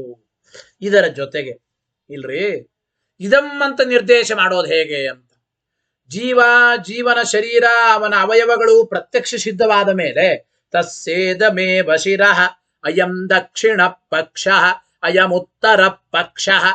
ಇದಂ ಅಂದ್ರೆ ಪ್ರತ್ಯಕ್ಷ ಸಿದ್ಧವೇ ಆದ ಮೇಲೆ ಅದನ್ನು ಉಪದೇಶ ಮಾಡೋದೇನು ಅಂತ ನಾವು ಪ್ರಶ್ನೆ ಕೇಳಿದ್ದಕ್ಕೆ ಅವರು ಉತ್ತರ ಹೇಳ್ತಾ ಇದ್ದಾರೆ. ನೋಡಿ, ಈ ಜೀವ ಪ್ರಾಣಾದಿ ಉಪಾಧಿಗಳಿಂದ ಕೂಡಿಕೊಂಡವನು.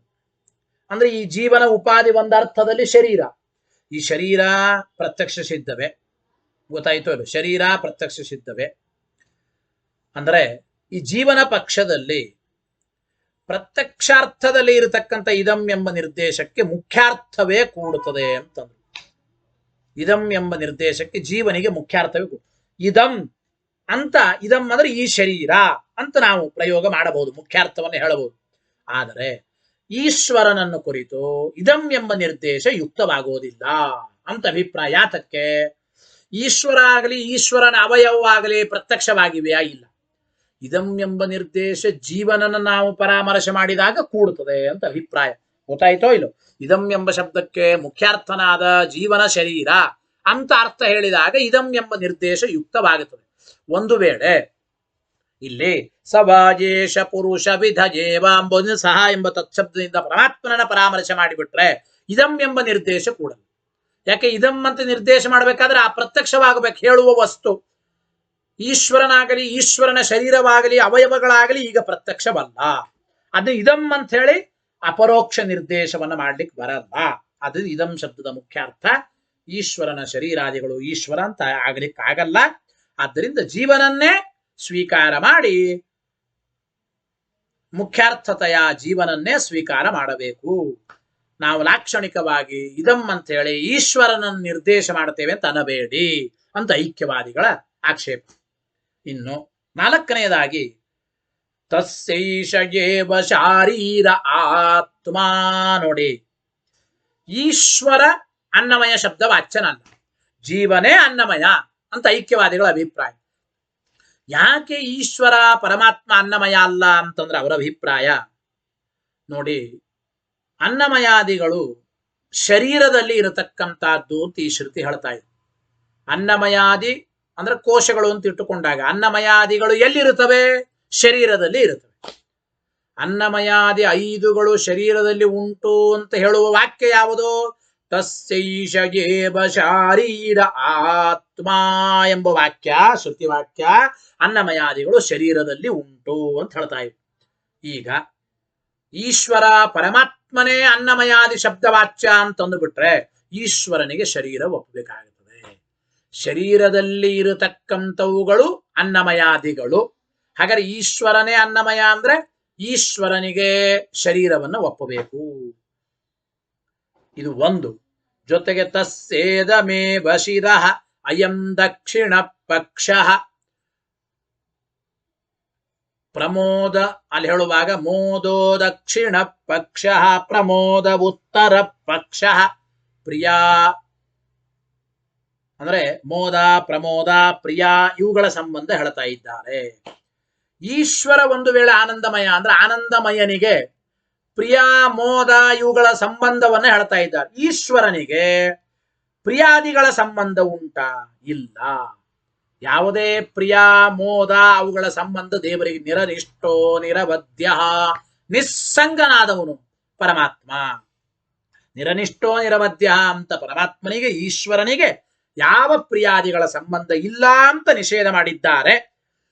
ಆದರೆ ಪ್ರಿಯಾದಿಗಳ ಸಂಬಂಧ ಉಳ್ಳದ್ದು ಆನಂದಮಯ. ಈಗ ಅಂದ ಮೇಲೆ ಆನಂದಮಯ ಅಂದ್ರೆ ಈಶ್ವರನನ್ನು ತೆಗೆದುಕೊಳ್ಳಿಕ್ ಬರೋದಿಲ್ಲ ಅಂತ ಅಭಿಪ್ರಾಯ. ಆದ್ದರಿಂದ ಅವನು ಅನ್ನಮಯನೂ ಅಲ್ಲ. ಗೊತ್ತಾಯ್ತೋ ಇಲ್ಲೋ? ಆದ್ದರಿಂದ ಈ ಜೀವನೇ ಅನ್ನಮಯಾದಿ ಶಬ್ದವಾಚ್ಯನಾದವನು. ಇನ್ನೊಂದೇನು ಅಂತಂದ್ರೆ ಈಶ್ವರ ಪರಮಾತ್ಮ ಅನ್ನಮಯ ಅಂತಂದರೆ ನೋಡಿ, ಈ ಅನ್ನಮಯಾದಿಗಳಿಗೆ ಅವಯವ ಹೇಳಿದ್ದಾರಲ್ಲಿ. ತಸ್ಸೇದಮೇ ವಶಿರಃ ಅಯಂ ದಕ್ಷಿಣ ಪಕ್ಷ ಅಯಂ ಉತ್ತರ ಪಕ್ಷ. ಅನ್ನಮಯಾದಿ 5ಗಳಿಗೂ ಕೂಡ ಶಿರಸ್ಸು ಮೊದಲಾದ ಅವಯವಗಳನ್ನೇ ಹೇಳಿದ್ದಾರೆ. ಅನ್ನಮಯಾದಿಗಳು ಪರಮಾತ್ಮನೇ ತಂದು ಬಿಟ್ರೆ ಪರಮಾತ್ಮನಿಗೆ ಅವಯವಗಳು ಉಂಟಾ? ಶಿರಸ್ಸು ಮೊದಲಾದ ಅವಯವಗಳನ್ನ ಪರಮಾತ್ಮನಿಗೆ ಒಪ್ಪಿಲ್ಲ. ಆದ್ದರಿಂದ ಹಾಗಾದ್ರೆ ಜೀವನೇ ಶರೀರವುಳ್ಳವನು, ಜೀವನ ಶರೀರಕ್ಕೆ ಅವಯವಗಳೂ ಉಂಟು. ಶರೀರ, ಅವಯವ ಮತ್ತು ಅನ್ನದ ವಿಕಾರ ಅಂತ ಜೀವನನ್ನು ಕರೆಯಬಹುದು ಶರೀರ ಉಳ್ಳವನಾದ್ದರಿಂದ. ಪ್ರಾಣಾದಿ ಉಪಾಧಿ ವಿಶಿಷ್ಟನಾದ್ದರಿಂದ ಪ್ರಾಣಾದಿ ಅಂದ್ರೆ ಪ್ರಾಣಾದಿ ವಿಕಾರ ಅಂತೂ ಅವನನ್ನು ಹೇಳಬಹುದು. ಪ್ರಾಣಮಯಾದಿ ಶಬ್ದವಾಚ್ಯನೂ ಜೀವ ಅಂತೆ ಕರೆಯಬೇಕು. ಈಶ್ವರ ಪ್ರಾಣಮಯಾದಿ ಶಬ್ದವಾಚ್ಯನಲ್ಲ ಅಂತ ಐಕ್ಯವಾದಿಗಳ ಅಭಿಪ್ರಾಯ. ಇಷ್ಟು ಒಂದು ಪ್ಯಾರಾದಲ್ಲಿ ಇದನ್ನ ತಿಳಿಸಿಕೊಡ್ತಾ ಇದ್ದಾರೆ. ಇದಾದ ಮೇಲೆ ಇಲ್ಲಿ ಆ ಐಕ್ಯವಾದಿಗಳಿಗೆ ಅಂದ್ರೆ ಅನ್ನಮಯಾದಿ ಶಬ್ದವಾಚ್ಯನಾದವನು ಜೀವನೇ ಅಂತ ಹೇಳಿದ ಐಕ್ಯವಾದಿಗಳಿಗೆ ಒಂದು ಪ್ರಶ್ನೆ ಮಾಡ್ತಾ ಇದ್ದಾನೆ. ಏನ್ ಐಕ್ಯವಾದಿಗಳಿಗೆ ಒಂದು ಪ್ರಶ್ನೆ ಅಂದ್ರೆ, ನೋಡಿ, ಶರೀರಾದಿ ಕೋಶಗಳನ್ನೇ, ಶರೀರದಲ್ಲಿ ಇರತಕ್ಕಂಥ ಪಂಚಕೋಶಗಳನ್ನೇ ಅನ್ನಮಯಾದಿ ಶಬ್ದವಾಚ್ಯ ಅಂತ ಯಾಕೆ ಅನ್ನಬಾರದು?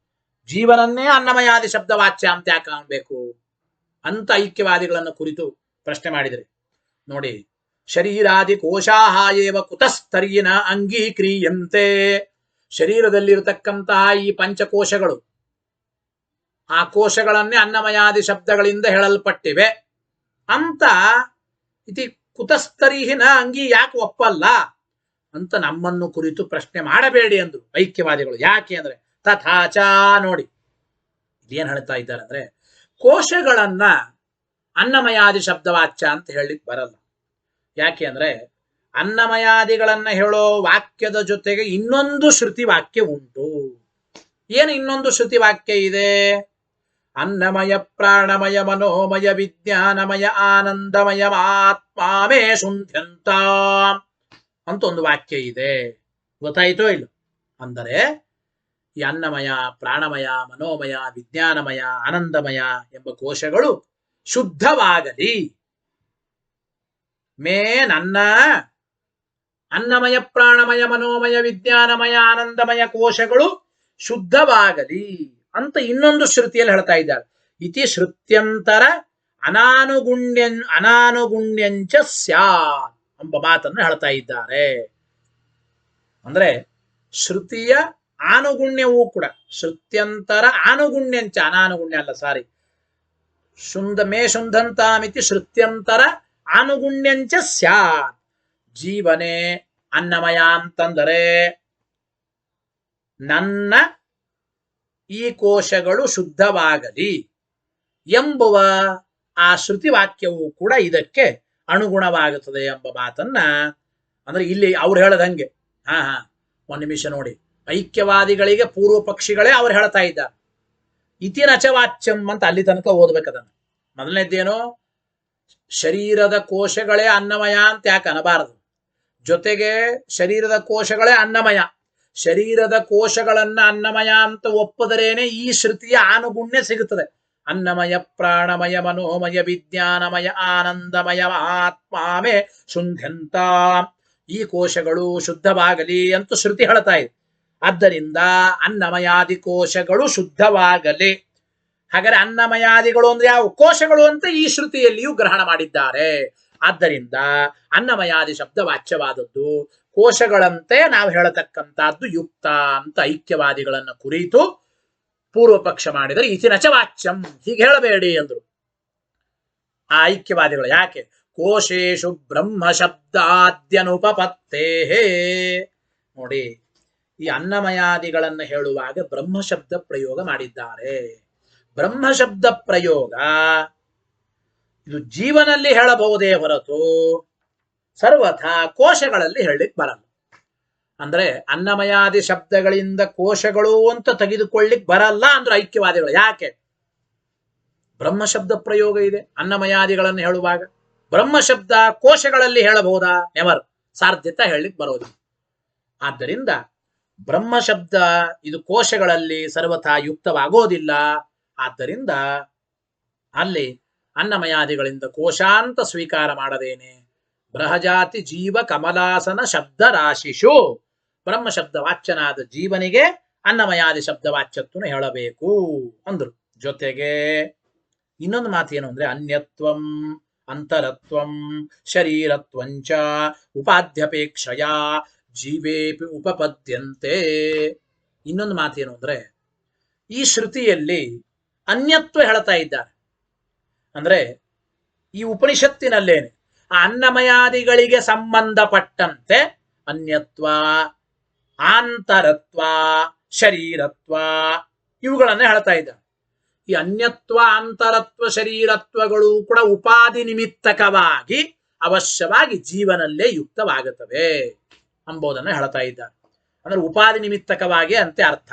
ಅನ್ಯತ್ವಂ, ಅಂತರತ್ವಂ, ಶರೀರತ್ವಂಚ ಈ ಮೂರುಗಳು ಕೂಡ ಜೀವೇಪಿ ಜೀವನಲ್ಲಿಯೂ ಕೂಡ್ತವೆ. ಹೇಗೆ? ಉಪಾದ್ಯಪೇಕ್ಷೆಯ, ಉಪಾಧಿ ನಿಮಿತ್ತಕವಾಗಿ. ನಾ ಹೇಳದಲ್ಲ, ಪ್ರಾಣಾದಿ ಉಪಾಧಿಗಳಿಂದ ಕೂಡಿಕೊಂಡವನಾದ್ದರಿಂದ ಪ್ರಾಣಾದಿಗಳ ವಿಕಾರ ಅಂತಿಟ್ಟುಕೊಂಡು ಜೀವನನ್ನೇ ಪ್ರಾಣಮಯ ಅಂತ ಕರೆಯಬಹುದು. ಹಾಗೆ ಈ ಜೀವನಲ್ಲೇನೆ ಅನ್ಯತ್ವನು ಹೇಳಬಹುದು, ಅಂತರತ್ವನು ಹೇಳಬಹುದು, ಶರೀರತ್ವನು ಹೇಳಬಹುದು. ಯಾತಕ್ಕೆ? ಉಪಾಧಿ ನಿಮಿತ್ತಕವಾಗಿ ಹೇಳಬಹುದು, ಏನು ಸಮಸ್ಯೆ ಇಲ್ಲ. ಆದ್ದರಿಂದ ಒಟ್ಟು ಐಕ್ಯವಾದಿಗಳ ಅಭಿಪ್ರಾಯ, ಕೋಶಾದಿಗಳಲ್ಲಿ ಬ್ರಹ್ಮ ಶಬ್ದ ಹೇಳಲಿಕ್ಕೆ ಬರೋದಿಲ್ಲ, ಪ್ರಯೋಗ ಮಾಡ್ಲಿಕ್ಕೆ ಆಗಲ್ಲ. ಆದ್ದರಿಂದ ಬ್ರಹ್ಮ ಶಬ್ದ ಜೀವನಲ್ಲಿ ಹೇಳಬಹುದು. ಜೊತೆಗೆ ಈ ಜೀವನೇ ಶರೀರಾವಚ್ಛಿನ್ನ ಮತ್ತು ಉಪಾದ್ಯವಚ್ಛಿನ್ನನಾದ್ದರಿಂದ ಪ್ರಾಣಾದಿಗಳ ವಿಕಾರ, ಅನ್ನಾದಿಗಳ ವಿಕಾರ ಅಂತ ಹೇಳಿ ಅನ್ನಮಯ ಪ್ರಾಣಮಯಾದಿ ಶಬ್ದಗಳಿಂದ ಜೀವನೇ ವಾಚ್ಯನಾಗಿದ್ದಾನೆ. ಇಷ್ಟು ಐಕ್ಯವಾದಿಗಳ ಅಭಿಪ್ರಾಯ. ಇನ್ನು ಅದ್ವೈತವಾದಿಗಳು ಏನ್ ಹೇಳ್ತಾರೆ ಅಂದ್ರೆ ಜೀವ ಬ್ರಹ್ಮರ ಐಕ್ಯ ಹೇಳತಕ್ಕಂಥವರು ಅಂತ ಅಭಿಪ್ರಾಯ ಇಟ್ಕೊಳ್ಳಿ. ಬ್ರಹ್ಮವಾದಿಗಳು ಅಂತ ಕರೀತಾರೆ ಇವರನ್ನ. ಇವರೇನು ಹೇಳ್ತಾ ಇದ್ದಾರೆ ಅಂತಂದ್ರೆ ಬ್ರಹ್ಮವಾದಿಗಳು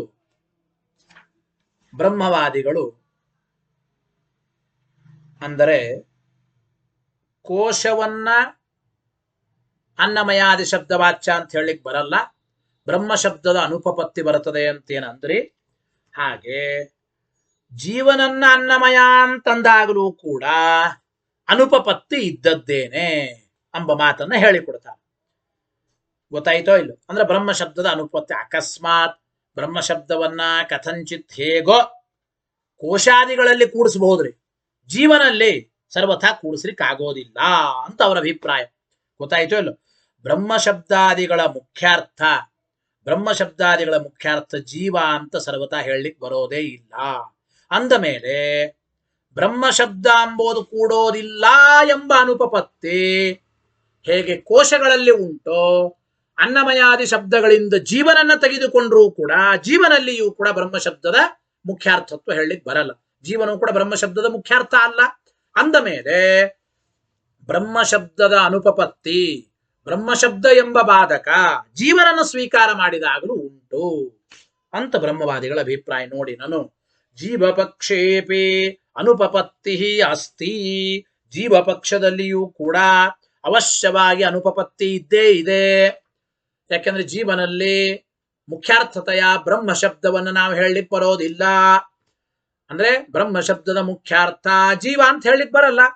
ಅಂದಮೇಲೆ ಬ್ರಹ್ಮ ಶಬ್ದ ಇದ್ದ ಮೇಲೆ ಜೀವನಿಗೂ ಬಾಧಕವಾಗಿ ಬ್ರಹ್ಮ ಶಬ್ದ ಇದ್ದೇ, ಅಂದಮೇಲೆ ಜೀವನನ್ನು ಕೂಡ ಅನ್ನಮಯಾದಿ ಶಬ್ದ ವಾಚ್ಯ ಅಂತ ಹೇಳಲಿಕ್ಕೆ ಬರಲ್ಲ. ಬರೀತಾರದನ್ನೇ, ಬ್ರಹ್ಮ ಶಬ್ದೋ ಹಿ ನಿರಾಧಾರ ನ ಪರಮಾತ್ಮನ ವಿನಾ ಉಪಪದ್ಯತೆ. ಬ್ರಹ್ಮವಾದಿಗಳಂತ ಇದ್ದಾರೆ ನೋಡಿ, ಯಾವ ಬಾಧಕ ಎಂಬ ಕಾರಣ ಇಲ್ಲದೇನೆ, ಯಾವ ಬಾಧಕ ರೂಪ ಒಂದು ಕಾರಣ ಇಲ್ಲದೇನೆ ಬ್ರಹ್ಮ ಶಬ್ದ ಎಂಬುದು ಪರಮಾತ್ಮನನ್ನು ಬಿಟ್ಟು ಬೇರೆ ಯಾರನ್ನೂ ತೆಗೆದುಕೊಳ್ಳಿಕ್ಕೆ ಆಗೋದಿಲ್ಲ. ಬ್ರಹ್ಮ ಶಬ್ದದಿಂದ ನಾವು ಪರಮಾತ್ಮ ಅಂತ ಸ್ವೀಕಾರ ಮಾಡೋದಕ್ಕೆ ಏನಾದರೂ ಬಾಧಕ ಇದ್ದರೆ ಬ್ರಹ್ಮ ಶಬ್ದದಿಂದ ಜೀವ ಅಂತ ನಾವು ಅರ್ಥ ಹೇಳಬಹುದು ಬ್ರಹ್ಮ ಶಬ್ದಕ್ಕೆ. ಆದರೆ ಬ್ರಹ್ಮ ಶಬ್ದಕ್ಕೆ ಪರಮಾತ್ಮ ಅಂತ ಸ್ವೀಕಾರ ಮಾಡೋದಕ್ಕೆ ಇದಾನೀಂ ನಕೋಪಿ ಬಾಧಃ ಅಸ್ತಿ, ಯಾವ ಬಾಧವೂ ಇಲ್ಲ.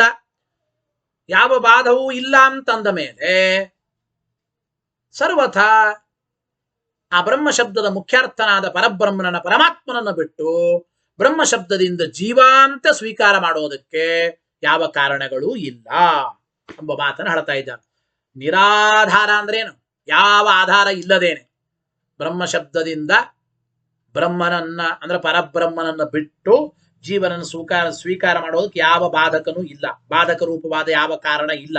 ಅಂದ ಮೇಲೆ ಪರಮಾತ್ಮನ ವಿನಾ, ಪರಮಾತ್ಮನನ್ನು ಬಿಟ್ಟು ನ ಬ್ರಹ್ಮ ಶಬ್ದ ಉಪಪದ್ಯತೆ, ಬ್ರಹ್ಮ ಶಬ್ದ ಸರ್ವಥಾ ಬೇರೆಯವರನ್ನು ಹೇಳಿಕೊಡಲ್ಲ ಅಂತ ಬ್ರಹ್ಮವಾದಿಗಳ ಅಭಿಪ್ರಾಯ. ಜೊತೆಗೆ ಬಹಳ ಚೆನ್ನಾಗಿ 4-5 ಕಾರಣಗಳನ್ನ ಬ್ರಹ್ಮವಾದಿಗಳು ಹೇಳ್ತಾ ಇದ್ದಾರೆ. ಬಹಳ ಸುಂದರವಾದ ಅದ್ಭುತವಾದ ಪಾಠ ನೋಡಿ ಇದು. ಏನು ಅಂದ್ರೆ ಬ್ರಹ್ಮವಾದಿಗಳು ಏನಂತ ಅಂದ್ರೆ, ಅನ್ನಮಯಾದಿ ಶಬ್ದದಿಂದ ಜೀವನನ್ನ ಸರ್ವಥಾ ತೆಗೆದುಕೊಳ್ಳಿಕ್ಕಾಗಲ್ಲ. ಯಾತಕ್ಕೆ ಅಂದ್ರೆ ಇಲ್ಲಿ ಹೇಳಿದ ಅನ್ನಮಯಾದಿಗಳನ್ನ ಕೆಲವು ಧರ್ಮಗಳಿಂದ ನಿರ್ದೇಶ ಮಾಡಿದ್ದಾರೆ.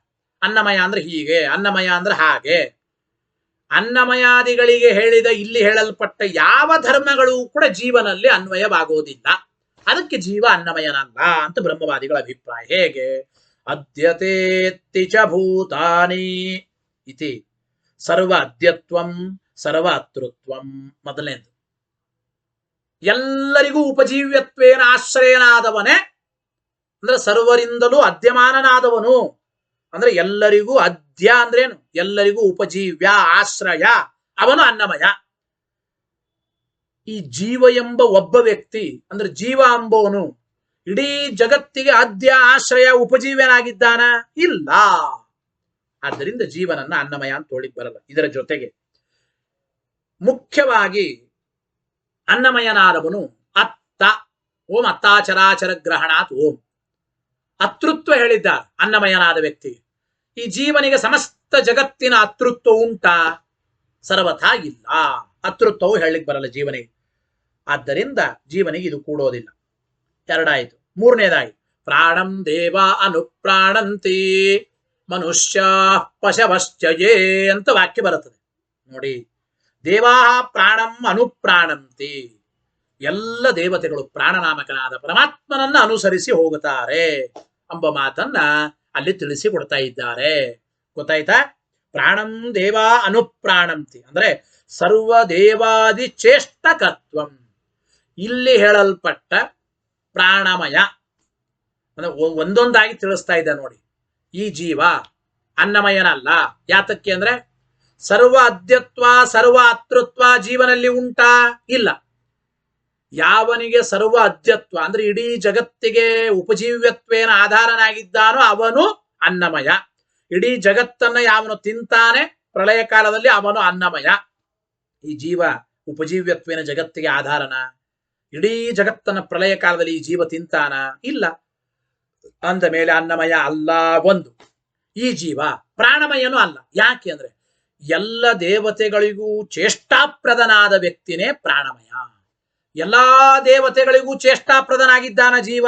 ಇಲ್ಲ. ಪ್ರಾಣಂ ದೇವಾ ಅನುಪ್ರಾಣಂತೀತಿ ಸರ್ವದೇವಾದಿ ಚೇಷ್ಟಕತ್ವಂ. ಸರ್ವದೇವಾದಿ ಎಲ್ಲ ದೇವತೆಗಳಿಗೆ ಚೇಷ್ಟಕನಾದವನು, ಚೇಷ್ಟಾಪ್ರದನಾದವನು ಅವನು ಪ್ರಾಣಮಯ. ಈ ಜೀವ ಸರ್ವ ದೇವತೆಗಳಿಗೆ ಚೇಷ್ಟಾಪ್ರದನಲ್ಲ. ಆದ್ದರಿಂದ ಈ ಜೀವನನ್ನ ಸರ್ವಥಾ ಪ್ರಾಣಮಯ ಅಂತ ನಾವು ಕರೆಯಬಾರದು ಅಂತ ಪೂರ್ವ ಪಕ್ಷಿಗಳ ಆ ಬ್ರಹ್ಮವಾದಿಗಳ ಅಭಿಪ್ರಾಯ. ಇನ್ನು ಈ ಜೀವ ಮನೋಮಯನಲ್ಲ. ಮನೋಮಯ ಅಂದ್ರೆ ಯಾರಿಗೆ ಹೇಳಿದ್ದಾರೆ? ಯಾರು ತಾನೇ ಮನೋಮಯ ಗೊತ್ತಾ? ಯಾರು ಮಾತು ಮತ್ತು ಮನಸ್ಸಿಗೆ ಗೋಚರನಾಗದೇ ಇದ್ದವನು ಅವನು ಮನೋಮಯ. ಯಥೋ ವಾಚೋ ನಿವರ್ತಂತೆ ಅಪ್ರಾಪ್ಯ ಮನಸಾ ಸಹ. ನೋಡಿ, ಯಥೋ ವಾಚ ಇತಿ ವಾಂಗ್ ಮನಸ ಅಗೋಚರತ್ವಂ. ವಾಂಗ್ ಮನಸ ಅಗೋಚರತ್ವಂ ಅಂದ್ರೆ ಜೀವೇ ನ ಸಂಭವತಿ ಅಂತ ಪ್ರತಿ ಸಲ ಇಟ್ಕೋಬೇಕಿದೆ. ಯಾವನು ಪ್ರಾಣಮಯನಾದವನು ಅವನು ವಾಕ್ ಮತ್ತು ಮನಸ್ಸಿಗೆ ಗೋಚರನಾದವನಲ್ಲ ಅಂತ ಇಲ್ಲಿ ಹೇಳ್ತಾ ಇದ್ದ. ಈ ಜೀವ ಮಾತಿನಿಂದ ಮನಸ್ಸಿನಿಂದ ತಿಳಿಯಲ್ಪಡತಕ್ಕಂಥವನು. ಮಾತು ಮನಸ್ಸಿಗೆ ಗೋಚರನಲ್ಲ ಅಂತ ಹೇಳಬಹುದು ಜೀವನನ್ನ. ಮಾತು ಮನಸ್ಸಿನಿಂದ ಅವಶ್ಯವಾಗಿ ಜೀವನನ್ನು ತಿಳಿಯಬಹುದು. ಆದ್ದರಿಂದ ಅವನು ಮಾತು ಮತ್ತು ಮನಸ್ಸಿಗೆ ನಿಲುಕದವನಲ್ಲ ಅಂತ ಅಲ್ಲ. ಆದ್ದರಿಂದ ವಾಂಗ್ ಮನಸ ಅಗೋಚರನಲ್ಲ ಜೀವ. ಆದ್ದರಿಂದ ಅವನು ಮನೋಮಯನೂ ಅಲ್ಲ. ಇನ್ನು ಜೀವ ವಿಜ್ಞಾನಮಯ ಅಲ್ಲ. ಯಾತಕ್ಕೆ ಜೀವ ವಿಜ್ಞಾನಮಯ ಅಲ್ಲ ಅಂದ್ರೆ ವಿಜ್ಞಾನಂ ದೇವಾ ಅನುಪ್ರಾಣಂತಿ ಅಂತ ಇಟ್ಕೊಳ್ಳಿ. ವಿಜ್ಞಾನಂ ದೇವ ಇತಿ ಸರ್ವದೇವೋಪಾಸ್ಯತ್ವ. ಯಾವನು ವಿಜ್ಞಾನಮಯನೋ ಅವನು ಸರ್ವ ದೇವತೆಗಳಿಂದಲೂ ಉಪಾಸ್ಯನಾದವನು. ಈ ಜೀವ ಸರ್ವ ದೇವತೆಗಳಿಂದ ಉಪಾಸ್ಯನಾಗಿದ್ದಾನ? ಇಲ್ಲ. ಜೀವ ಸರ್ವ ದೇವತೆಗಳಿಂದ ಉಪಾಸ್ಯನಲ್ಲ ಅಂತಂದ ಮೇಲೆ ಈ ಜೀವನನ್ನ ವಿಜ್ಞಾನಮಯ ಅಂತೂ ಕರೆಯಲಿಕ್ಕಾಗಲ್ಲ. ಜೊತೆಗೆ ಯಾವನು ವಿಜ್ಞಾನಮಯನೋ ಅವನೇ ಜ್ಯೇಷ್ಠ, ಅವನೇ ಶ್ರೇಷ್ಠ ಅಂತ ಹೇಳಿದ್ದಾರೆ ನೋಡಿ. ಯಾವನು ಆನಂದಮಯನೋ ಅವನು ಜ್ಯೇಷ್ಠ, ಅವನು ಸಂಕಲ್ಪ ಪೂರ್ವಕವಾಗಿ ಅವನ ಇಚ್ಛೆಗೆ ಬಂದಂತೆ ಎಲ್ಲದರ ಸೃಷ್ಟಿ ಮಾಡತಕ್ಕಂಥವನು ಆನಂದಮಯನಾದ ವ್ಯಕ್ತಿಗೆಲ್ಲ ಹೇಳಿದ. ಈ ರೀತಿ ಜ್ಯೇಷ್ಠತ್ವ, ಸಂಕಲ್ಪ ಪೂರ್ವಕ ಸರ್ವಸೃಷ್ಟೃತ್ವ ಜೀವನಿಗೆ ಬರೋದಿಲ್ಲ. ಆದ್ದರಿಂದ ಇವನು ಆನಂದಮಯನು ಅಲ್ಲ. ನೋಡಿ, ಜ್ಯೇಷ್ಠತ್ವಂ ಸೋಕಾಮಯತ ಬಹುಸ್ಯಾಂ ಪ್ರಜಾ ಜೇಜೇತಿ ಅಂತ ಬರುತ್ತದೆ ವಾಕ್ಯ. ಸೋಕಾಮ ಸಹ ಅಕಾಮಯತ ಅಂತ ಅವನು ಸೃಷ್ಟಿ ಮಾಡಲಿಕ್ಕೆ ಇಚ್ಛೆ ಪಟ್ಟ ಅಂದ್ರೆ ಸಂಕಲ್ಪ ಪೂರ್ವಕವಾಗಿ ಸಮಸ್ತ ಜಗತ್ತಿನ ಸೃಷ್ಟಿಕರ್ತೃತ್ವ ಹೇಳ್ತಾ ಇದ್ದಾನೆ ಆನಂದಮಯಾದಿ ಶಬ್ದವಾಚ್ಯನಾದ ಪರಮಾತ್ಮನಿಗೆ. ಜೀವನಿಗೆ ಸಂಕಲ್ಪ ಪೂರ್ವಕವಾದ ಸರ್ವಸೃಷ್ಟೃತ್ವ ಎಂಬುದು ಹೇಳಲಿಕ್ಕೆ ಬರಲ್ಲ. ಜೊತೆಗೆ ಸರ್ವಾಂತರತ್ವಂ, ಎಲ್ಲದರ ಒಳಗಿದ್ದವನು, ಎಲ್ಲರ ಅಂತರ್ಯಾಮಿ. ಈ ಜೀವ ಎಲ್ಲರ ಅಂತರ್ಯಾಮಿ ಆಗಲಿಕ್ಕೆ ಸಾಧ್ಯವ? ಇಲ್ಲ. ಜೀವ ಎಲ್ಲರ ಅಂತರ್ಯಾಮಿ ಅಲ್ಲ ಅಂದ ಮೇಲೆ ಈ ಜೀವನನ್ನ ವಿಜ್ಞಾನಮಯ ಆನಂದಮಯ ಅಂತೂ ಸರ್ವತಾ ಹೇಳಲಿಕ್ಕೆ ಬರೋದಿಲ್ಲ ಅಂತ ಅಭಿಪ್ರಾಯ. ಗೊತ್ತಾಯ್ತೋ ಇಲ್ಲ? ಹೇಳಲಿಕ್ಕೆ ಬರೋದಿಲ್ಲ.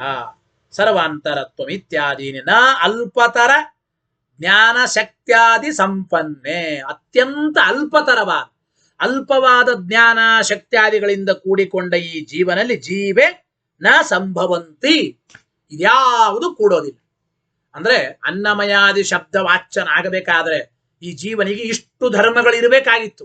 ಯಾವ್ದ್ಯಾವುದೋ? ಸರ್ವ ಅದ್ಯತ್ವ, ಸರ್ವ ಅತೃತ್ವ, ಸರ್ವದೇವಾದಿ ಚೇಷ್ಟಕತ್ವ, ವಾಂಗ್ಮನಸ ಅಗೋಚರತ್ವ, ಸರ್ವದೇವೋಪಾಸ್ಯತ್ವ, ಜ್ಯೇಷ್ಠತ್ವ, ಸಂಕಲ್ಪ ಪೂರ್ವಕಂ ಸರ್ವಸೃಷ್ಟೃತ್ವ ಮತ್ತು ಸರ್ವಾಂತರತ್ವ. ಈ ಎಲ್ಲ ಧರ್ಮಗಳು ಜೀವನಲ್ಲಿ ಸಂಭವಿಸ್ತವ? ಸಾಧ್ಯ ಇಲ್ಲ. ಎಲ್ಲ ಧರ್ಮಗಳು ಜೀವನಲ್ಲಿ ಇಲ್ಲ ಅಂದಮೇಲೆ ಈ ಧರ್ಮಗಳು ಉಳ್ಳವನೇ ಆನಂದಮಯ, ಪ್ರಾಣಮಯ, ಮನೋಮಯ, ವಿಜ್ಞಾನಮಯ, ಆನಂದಮಯ ಅಂತ ಕರೆದಿದ್ದ ಅನ್ನಮಯಾದಿ ಶಬ್ದವಾಚ್ಯನಾದ. ಯಾವ ಧರ್ಮಗಳು ಜೀವನಲ್ಲಿ ಇಲ್ಲ ಅಂದ ಮೇಲೆ ಈ ಜೀವ ಅನ್ನಮಯಾದಿ ಶಬ್ದವಾಚ್ಯನಾದವನಲ್ಲ, ಬ್ರಹ್ಮನೇ ಅನ್ನಮಯಾದಿ ಶಬ್ದವಾಚ್ಯ ಅಂತ ಅವರ ಅಭಿಪ್ರಾಯ, ಬ್ರಹ್ಮವಾದಿಗಳ ಅಭಿಪ್ರಾಯ. ಇದು ವಿಚಾರ ಸರಿ. ಆದ್ರೆ ಈ ಬ್ರಹ್ಮವಾದಿಗಳು ಏನು ಮಾಡ್ತಾರೆ? ಜೀವ ಬ್ರಹ್ಮರ ಅಭೇದ ಹೇಳ್ತಾರೆ. ಮತ್ತೆ ಅದನ್ನು ನಾವು ನಿರಾಕರಣೆ ಮಾಡುತ್ತೇವೆ. ನೋಡಿ, ಜೊತೆಗೆ ತದ್ದೇತು ವ್ಯಪದೇಶಶ್ಚ ಅಸಂಗತಃ ಸ್ಯಾತ್. ಜೊತೆಗೆ ಜೀವ ಅನ್ನಮಯನಲ್ಲ. ಯಾತಕ್ಕೆ ಜೀವ ಅನ್ನಮಯನಲ್ಲ ಅಂತಂದ್ರೆ ತದ್ದೇತು ವ್ಯಪದೇಶಶ್ಚ, ಇಲ್ಲಿ ಬ್ರಹ್ಮನ ಹೇತುಗಳನ್ನು ಹೇಳ್ತಾ ಇದ್ದಾರೆ. ಬ್ರಹ್ಮನ ಹೇತುಗಳನ್ನು ಹೇಳ್ತಾ ಇದ್ದಿದ್ದರಿಂದ ಬ್ರಹ್ಮನ ಹೇತುಗಳು ಜೀವನಿಗೆ ಸರ್ವಥಾ ಸಂಗತವಾಗುವುದಿಲ್ಲ ಅಂತ ಅಭಿಪ್ರಾಯ. ಓಂ ತದ್ದೇತು ವ್ಯಪದೇಶಾಶ್ಚ ಓಂ ಅಂತ ಹೇಳಿ ಬ್ರಹ್ಮನ ಹೇತುಗಳನ್ನ ಜೀವನಿಗೆ ಹೇಳೋದೇ. ಅಂದ್ರೆ ಯಾವನು ಆನಂದಮಯ ಅಂದ್ರೆ ಬ್ರಹ್ಮನಿಗೆ ಹೇಳಿದ ಈ ಹೇತುಗಳು ಉಳ್ಳವನು ಆನಂದಮಯ. ಬ್ರಹ್ಮನಿಗೆ ಹೇಳಿದ ಹೇತುಗಳು ಜೀವನಿಗೆ ಉಂಟಾ? ಇಲ್ಲ, ಅಸಂಗತವಾಗುತ್ತದೆ, ಯುಕ್ತವಾದದ್ದಲ್ಲ ಅಂತ ಅಭಿಪ್ರಾಯ. ಜೊತೆಗೆ ಮಾಂತ್ರವರ್ಣಿಕ ವ್ಯಾಖ್ಯಾನತಾಚ ಬಾಧ್ಯೇತ. ಮಂತ್ರವರ್ಣದ ಸತ್ಯಂ ಜ್ಞಾನಮನಂತಂ ಬ್ರಹ್ಮ ಯೋ ವೇದ ನಿಹಿತಂ ಗುಹಾಯಾಂ ಪರಮೇ ಯೋಮನ್ ಅಂತ ಬ್ರಹ್ಮವಲ್ಲಿಯಲ್ಲಿ ಆ ಪರಬ್ರಹ್ಮನ ಲಕ್ಷಣ ಹೇಳಿಕೊಟ್ಟಿದ್ದಾರೆ ಅಂತಂದ್ರವು.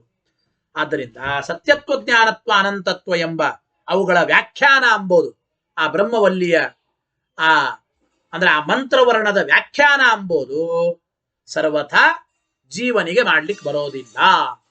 ಆದ್ದರಿಂದ ಆ ಮಂತ್ರವರ್ಣದ ವ್ಯಾಖ್ಯಾನ ಅಂಬೋದು ಜೀವನಿಗೆ ಸರ್ವಥಾ ಹೇಳಲಿಕ್ಕೆ ಬರೋದಿಲ್ಲ ಅಂತಂದ ಮೇಲೆ ಈ ಜೀವ ಅಂಬೋನು ಸರ್ವಥಾ ಅನ್ನಮಯಾದಿ ಶಬ್ದವಾಚ್ಯನಲ್ಲ. ಜೊತೆಗೆ ಇಲ್ಲಿ ಹೇಳಿರ್ತಕ್ಕಂಥ ಅನ್ನಮಯಾದಿಗಳು ಯಾವುಗಳು ಉಂಟೋ ಈ ಅನ್ನಮಯಾದಿಗಳು ಸರ್ವಥಾ ಇವು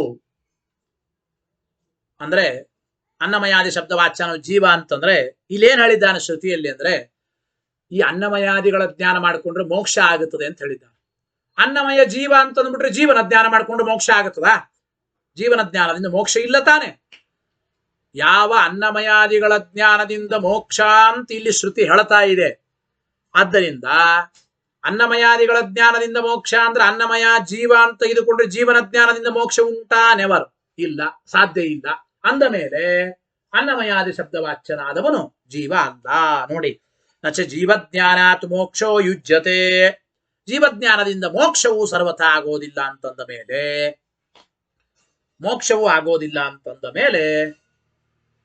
ಅನ್ನಮಯಾದಿ ಶಬ್ದವಾಚ್ಯನಾದವನು ಜೀವ ಅಲ್ಲ ಬ್ರಹ್ಮನೇ ಅಂತ ಬ್ರಹ್ಮವಾದಿಗಳ ಅಭಿಪ್ರಾಯ. ಐಕ್ಯವಾದಿಗಳನ್ನು ಕುರಿತು ಬ್ರಹ್ಮವಾದಿಗಳು ಹೀಗೆ ಆಕ್ಷೇಪ ಮಾಡಿದರೆ ಐಕ್ಯವಾದಿಗಳು ಏನು ಮಾಡ್ತಾರೆ ಅಂತಂದ್ರೆ, ಹಾಗೆ ಹೇಳಬೇಡಿ, ಇಲ್ಲಿ ಬ್ರಹ್ಮನ ಧರ್ಮ ಹೇಳಿದ್ದಾರೆ, ಬ್ರಹ್ಮನ ಧರ್ಮ ಜೀವನಿಗೆ ಬರೋದಿಲ್ಲ. ಆನಂದಮಯಾದಿಗಳ ಜ್ಞಾನದಿಂದ ಮೋಕ್ಷ ಹೇಳಿದ್ದಾರೆ, ಜೀವನ ಜ್ಞಾನದಿಂದ ಮೋಕ್ಷ ಆಗೋದಿಲ್ಲ ಅಂದ ಮೇಲೆ ಅನ್ನಮಯಾದಿ ಶಬ್ದ ವಾಚ್ಯನಾದವನು ಜೀವ ಅಲ್ಲ ಬ್ರಹ್ಮನೇ ಅಂತ ನೀವೇನಂದ್ರೆ ಅದು ಯುಕ್ತವಾದದ್ದಲ್ಲ. ನಿಮಗೆ ಈ ಉಪನಿಷತ್ತಿನಲ್ಲಿ ಬಂದ ವಾಕ್ಯಗಳ ಅರ್ಥ ಆಗಿಲ್ಲ. ಉಪನಿಷದ್ ಅರ್ಥ ಅನವಬೋಧಾತ್ ಅಂತ ಐಕ್ಯವಾದಿಗಳು ಅಂತಾರೆ. ಇಲ್ಲಿ ಉಪನಿಷತ್ತಿನಲ್ಲಿ ಬಂದಿರತಕ್ಕಂಥ ವಾಕ್ಯದ ಅರ್ಥ ನಿಮಗೆ ಸರಿಯಾಗಿ ಆಗಿಲ್ಲ. ಈ ಉಪನಿಷತ್ತಿನಲ್ಲಿ ಬಂದಿರತಕ್ಕಂಥ ವಾಕ್ಯದ ಅರ್ಥ ಏನು ಮಾಡಿಕೊಳ್ಳಬೇಕು, ಅದನ್ನು ನಿಧಾನವಾಗಿ ಚಿಂತನೆ ಮಾಡಿ ತಿಳಿಯಿರಿ. ಅಂದರೆ ಬ್ರಹ್ಮನ ಧರ್ಮಗಳು ಹೇಳಿದರೂ ಕೂಡ ಜೀವಬ್ರಹ್ಮರಲ್ಲಿ ಐಕ್ಯವೇ ಇದೆ, ಅಭೇದವೇ ಇದೆ. ಆದ್ದರಿಂದ ಅಲ್ಲಿ ಅವಶ್ಯವಾಗಿ ನಾವೆಲ್ಲವೂ ಕೂಡಿಸಬಹುದು, ಬ್ರಹ್ಮನ ಧರ್ಮಗಳನ್ನು ಜೀವನಲ್ಲಿ ಕೂಡಿಸಬಹುದು ಎಂಬ ಮಾತನ್ನ ಐಕ್ಯವಾದಿಗಳು ಹೇಳ್ತಾರೆ. ಆ ಬ್ರಹ್ಮವಾದಿಗಳನ್ನು ಕುರಿತು ಐಕ್ಯವಾದಿಗಳು ಕೊಟ್ಟ ಉತ್ತರ ಏನು, ಆ ವಿಚಾರವನ್ನು ಮತ್ತೆ ನಾಳಿನ ಪಾಠದಲ್ಲಿ ತಿಳಿಯೋಣ ಅಂತ ಹೇಳ್ತಾ, ಓಂ ಭೇದವ್ಯಪದೇಶಾಶ್ಚ ಓಂ ಎಂಬ ಸೂತ್ರದ ಅರ್ಥ ನಾಳಿನ ಪಾಠದಲ್ಲಿ ಮತ್ತೆ ತಿಳಿಯೋಣ. ಹರಯೇ ನಮಃ. ಶ್ರೀಕೃಷ್ಣಾರ್ಪಣಮಸ್ತು. ಅನೇನ ಭಾವಿಯತ್ ಪುಣ್ಯಂ ತದಾಪ್ನೋತು ಗುರುರ್ಮಮ ಮಧ್ವೇಶಾರ್ಪಣಮಸ್ತು.